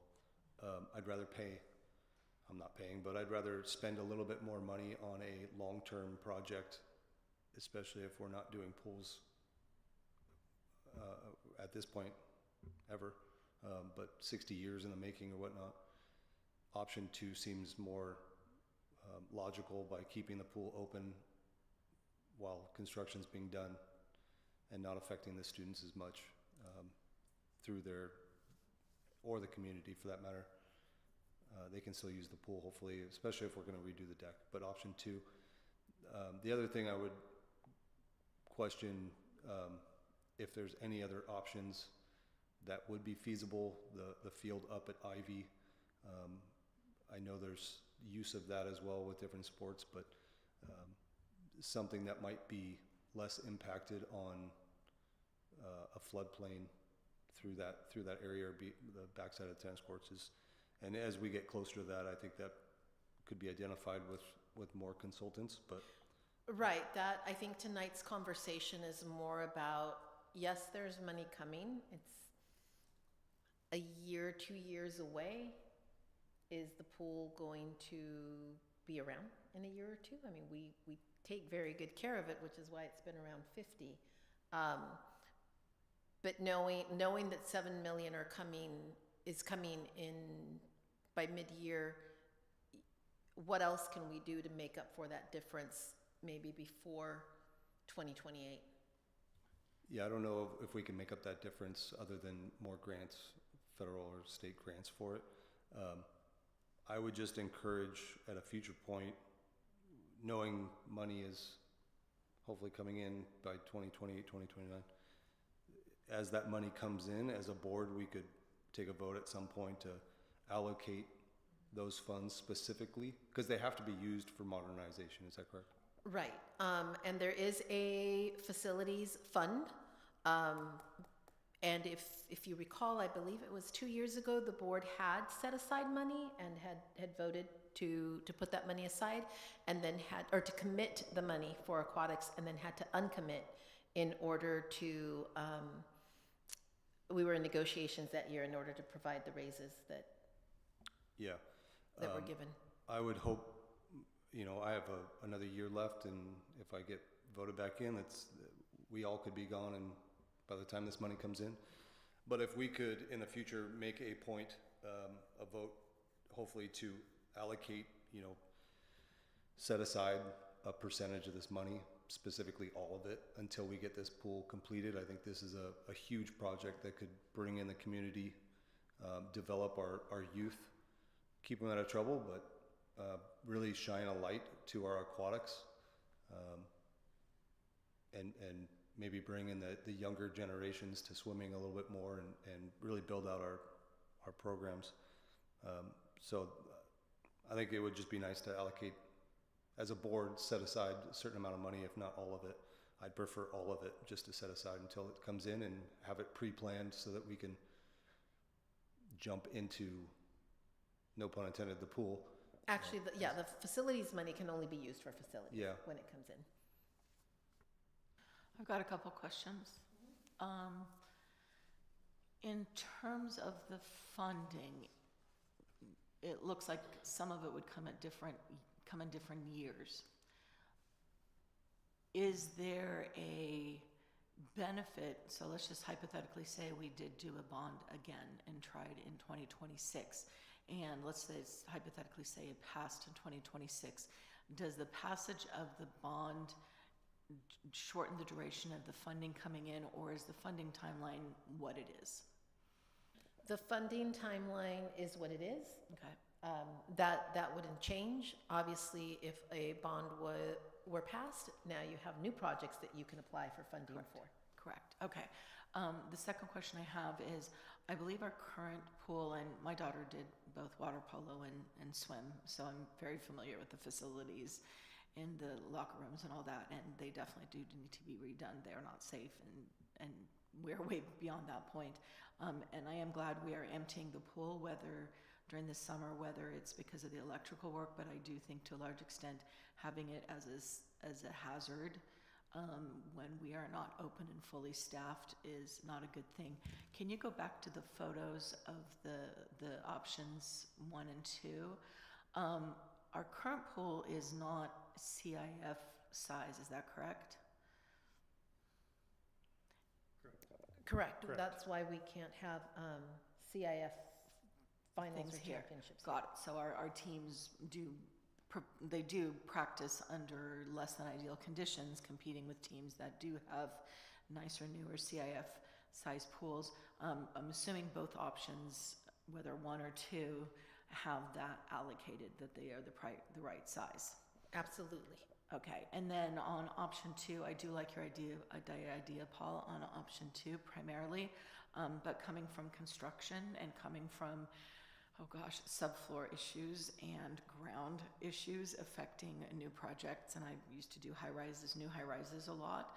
I think would behoove us to ahead of time and it looks like with the money, kind of estimated, that behooves us to get some sort of allotment in there for if there are extreme circumstances with the underground, so that we have enough money to move forward with that as well. So, if we think it's going to be 14 or 16,000, we should probably add another good $1 million or $2 million just to make sure that we're covering for that. In terms of our educational foundation, would the goal be, hey, it looks like we've got so and so much money coming in by the state of California by such and such date. We want to go forward with the plan, show some of the pictures of what the new diagram is like, and then do sort of a campaign through the Education Foundation to our community to enlighten them and ask them to be sponsors to it, to sponsor a brick or some method like that, so that we get that community buy-in. So for example, I would buy a brick or a tile or whatever you would want to do, in honor of my daughter who was an athlete in the water thing. Is that kind of what the plan is with the foundation? The foundation can work in a number of ways. There could just be private donors that say, here's $1 million for the pool, and the money can only be used for that. Or it could be through fundraising. Obviously, with the cost of the pool and the amount of money that's coming in, it would require a lot of bricks to fund it that way. Right. So fundraising alone, I don't think would get us where we need to be, but there's always, like I stated, the possibility of private donors. Many of them leave the money to scholarships, but with the option of, we could set the money aside for a pool. And like you mentioned, my daughter swam there, my granddaughter swam there, et cetera, et cetera. There might be someone out there, we don't know. My final question, is knowing that the money is coming in from the state and we do have some money that's coming in sooner, are we in a position to start with a process with the money that we will get sooner and then take out a loan for the balance until the later funds from the state come through? I would probably be looking at Brenda at this time, but yes, I know that there could be a possibility of a loan. Would we get a loan like the one that we were able to get for the solar project at such a low interest rate? No, and it might end up costing even more. The loan for the solar project was also tied to energy projects, and I don't know that there's any out there for aquatics. And I would enter, if we considered a bond situation for this, I would suggest not a 2026 bond, as so much of the money that's allocated by the state goes past that.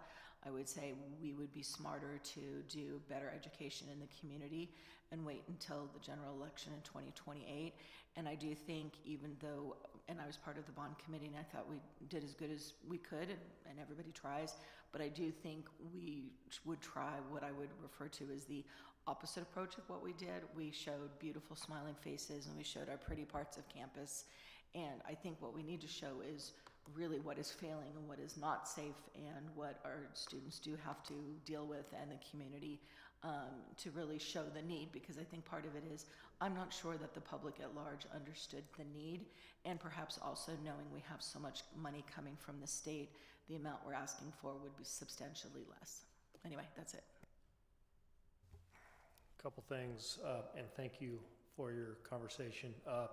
Honestly, option one, option two, I think is great discussion. I don't think really that's where we're at today. I certainly know in the future it's going to be a different shape than we plan on it.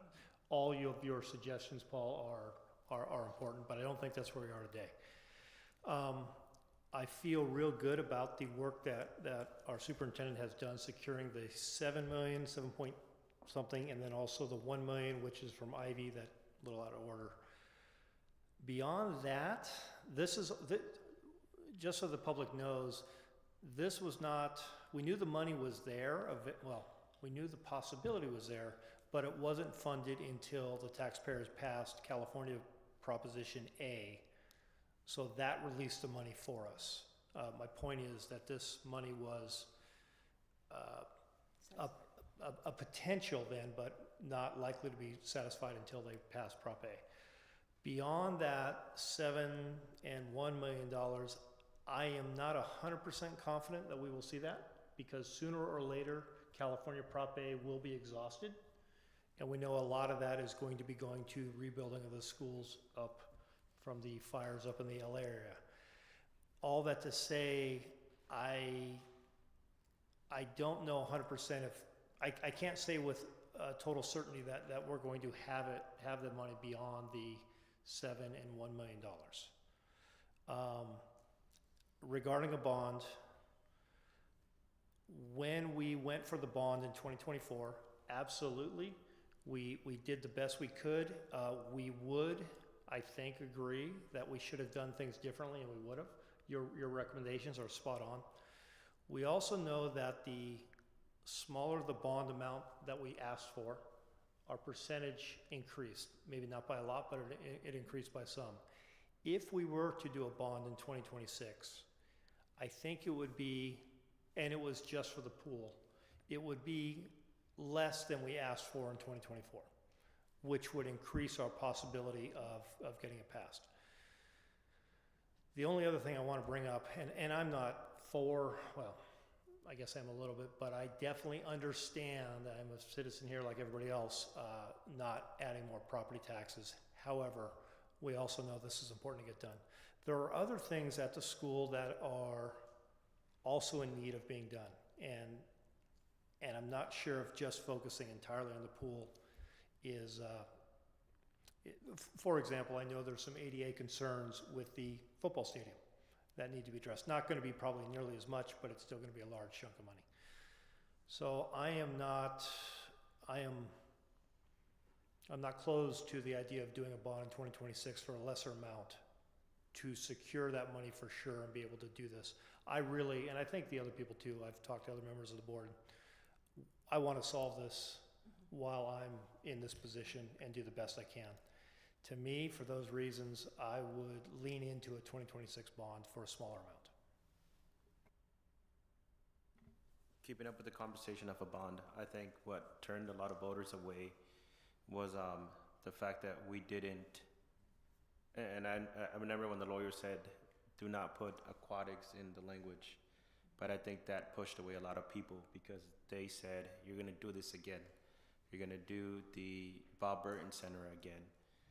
So if that conversation of 2026 passing the bond and reducing or keeping the amount, I would like to add that we should definitely include the language of the aquatics, because again, that a lot of the, I would call them OG, original folks who passed or who helped out with bonds in the past, they said that that's what pushed them away from voting yes. That is just going to be an empty promise from the district.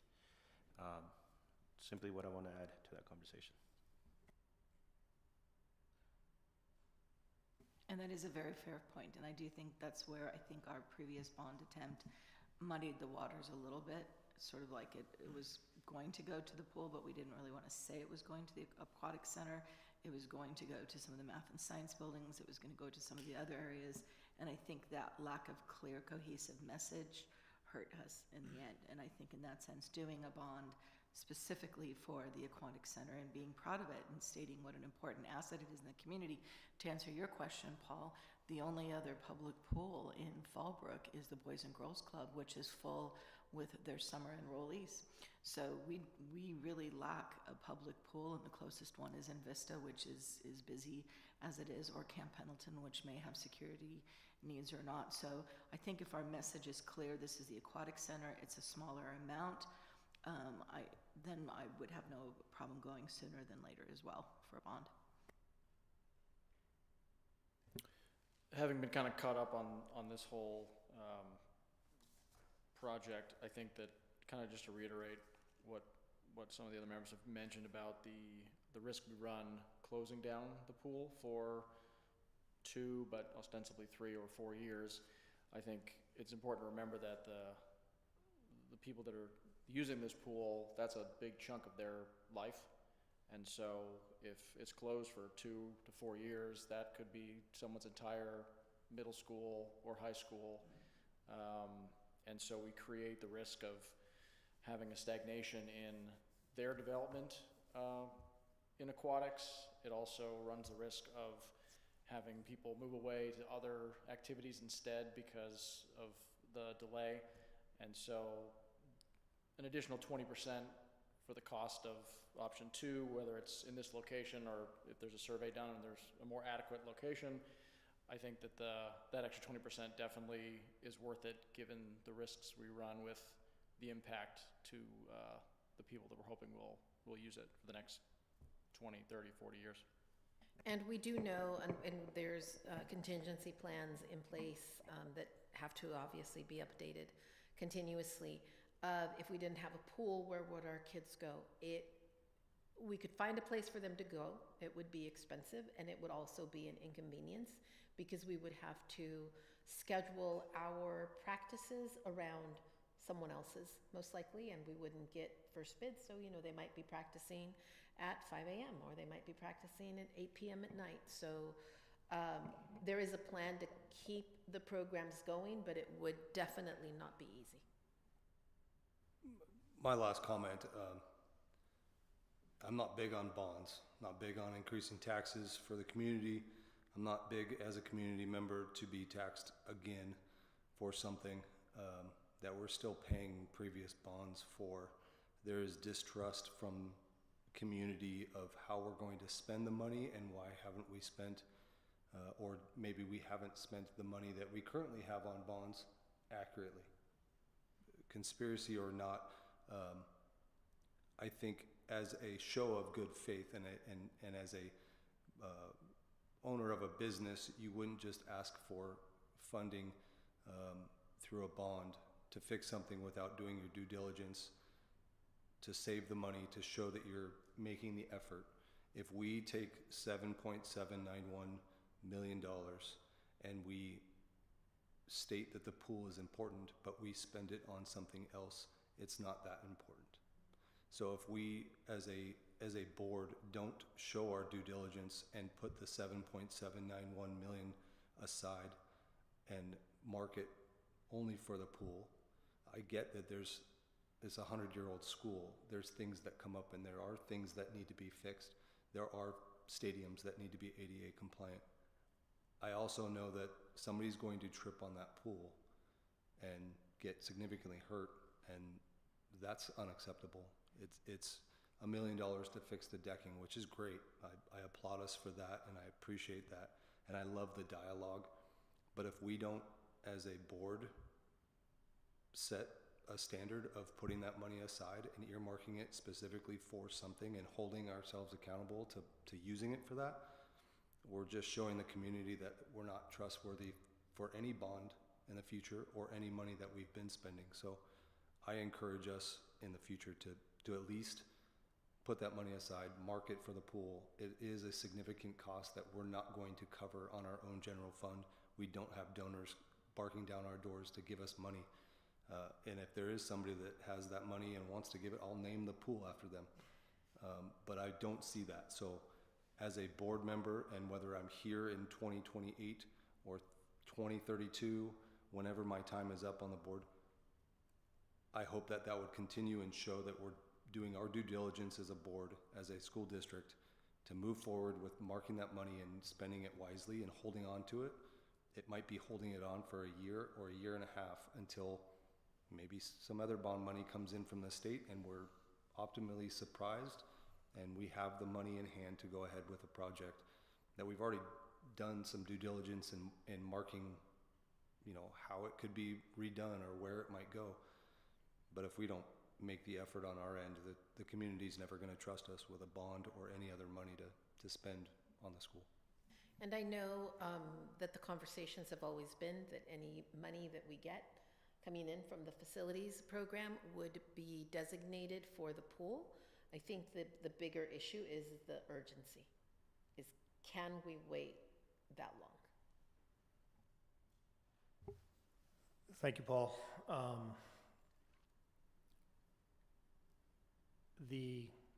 Again, we don't know how many of us are going to be sitting here 2, 4, 6 years from now. There is no way we can vote on something and put money away that a future board cannot vote the other direction and move it. No, okay. My point though being the best way, because we know where we are as far as how important the pool is and getting that fixed for the right reasons. You're 100% right. The best way to guarantee to the public that we're going to do it would be to get the money as fast as we can so that we can vote on it and make that happen. You're right. You're right, that involves a bond and that is not popular and it may not pass. If it doesn't pass, then we are going to just have to wait for something else to happen good, and we may have those things happen. And Fallbrook, the community and the high school may not have a pool, period. And that's going to be unfortunate too, but you know, we know what the pool looks like. If we want the pool and we want to guarantee it gets done, the best way to do that is to try for bond, a smaller one. And if that doesn't pass at the community, or if something else happens, then it's out of our hands. But anyway, thank you and respect the conversation.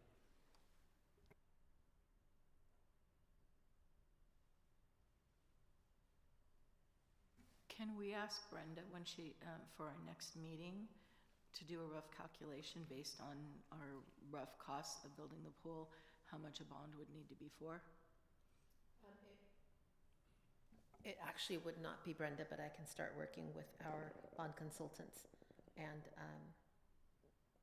find out. Because there's a difference between talking a $25 bond and a $100 bond. I have a question.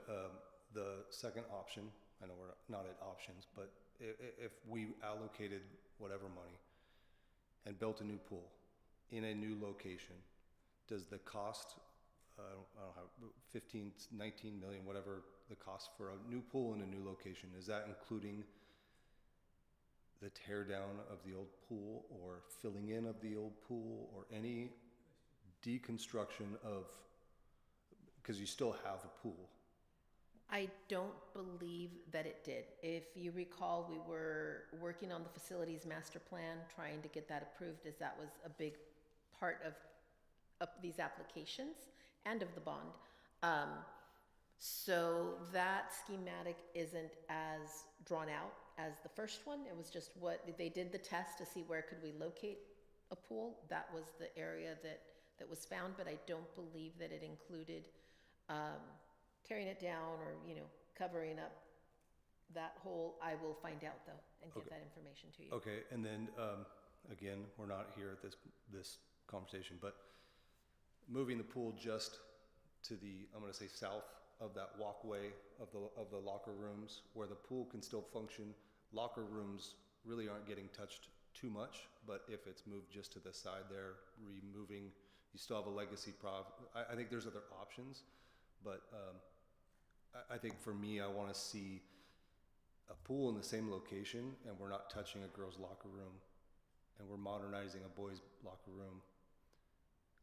I would much rather see, if that ultimately is an option, I'd like to see the girls' locker room involved to encompass something that's not going to just turn around and have to be refurbished basically either through construction or just of age by the time that construction is done. Those are all things I could look at. Obviously, all of those things also take money, which is kind of where we stopped, of just find a location. Can we build something similar to option one? And didn't go farther into that.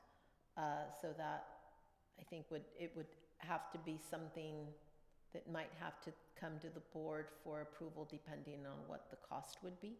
So we would get the estimates first of what would it cost to explore this further, and then bring it to you at that time.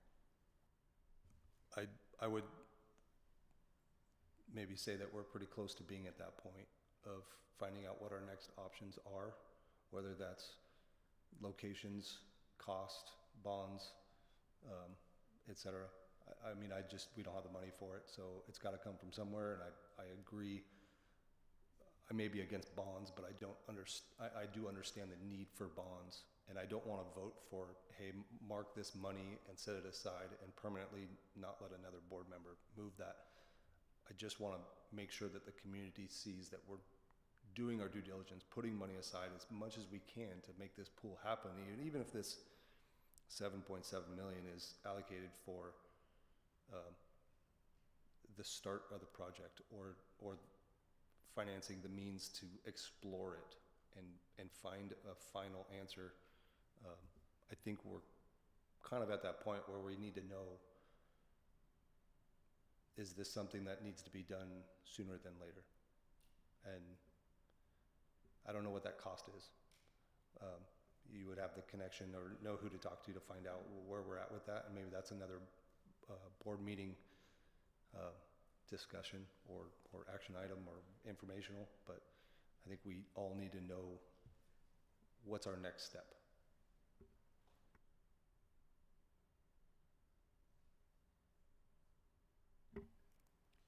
Thank you.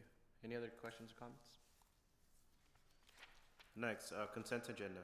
All matters listed under the consent agenda are considered by the Board of Trustees to be routine and will be enacted with one action. There's usually no discussion of these items prior to the time of the Board of Trustees vote on the motion unless members of the board request specific items to be discussed and deleted from the consent agenda. Can I get a motion? I move that the board approve the consent agenda as presented. I'll second. Thank you. Moved by Mr. Haskell, second by Mr. Rodarte. Comments or questions? Student board reps are not here. Mr. Carampio votes aye. Mr. Christensen? Aye. Mr. Haskell?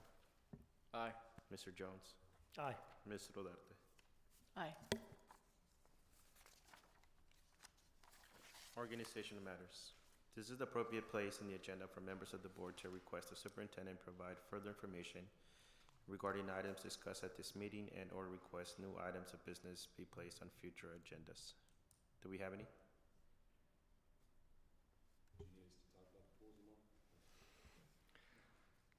I have one based on a couple conversations we've had earlier and separately. I would like to direct the superintendent to start to fact find, as well as reach out to community partners that'll be interested to determine the steps to start to unify with the elementary school district. I understand this is something a lot of people have talked about a long time. I also understand that there are a lot of stakeholders who may not be super comfortable with the change. We're not going to ram this through, but I would like you to start to find out the official steps and maybe even enter with some dialogue with, I guess really I'm talking about the elementary school district, but the elementary school district. I think the community would appreciate that. I know some people are talking about that. I know a lot of us, Ilsa and I have been talking about this since I started on the board, and there's always a reason not to, but I'd like you to maybe investigate those, and we could talk about that in the near future. And just to kind of echo Paul's comment, I would like some of your preliminary information for the pool, whatever you can find out to report, that would be great. I think we may have skipped over item number 15. I don't know if that requires approval. That was part of the consent agenda. Perfect. So two things, the pool follow-up and talking to the elementary district about potentially unifying, or the information about that. My understanding it was more fact-finding, that talking to them is part of it, but you wanted more of the factual. Yeah, I'm really not asking to start a campaign to put this to a vote. I don't even know what I don't know. I don't know what the steps are. So really, I'm looking for fact-finding. However, I'm one member here. Okay. Maybe along those lines, and it may jump the gun, but having our board, and I don't know if Brown Act allows that, but our board to meet with their board and have a discussion of, you know. Yeah, the Brown Act would only allow for two of you to meet with two of them, because it would definitely be a matter that would come to a vote unless the discussion was held in an open session. Okay. That could be a step, or have a 2-on-2 where we talk with them, and maybe that's jumping the gun. Maybe we'll start with your fact finding and then we'll kind of circle back. Thank you for the clarifications. Anything else? Date and time of next meeting. The next regular meeting of the Board of Trustees will be held on Wednesday, December 10th at 4:30 p.m. in the Fallbrook High School Library. Adjournment. There be no further business to come to the board. The regular meeting of November 19th was adjourned at 7:53 p.m. by Oscar Caralampia. Thank you.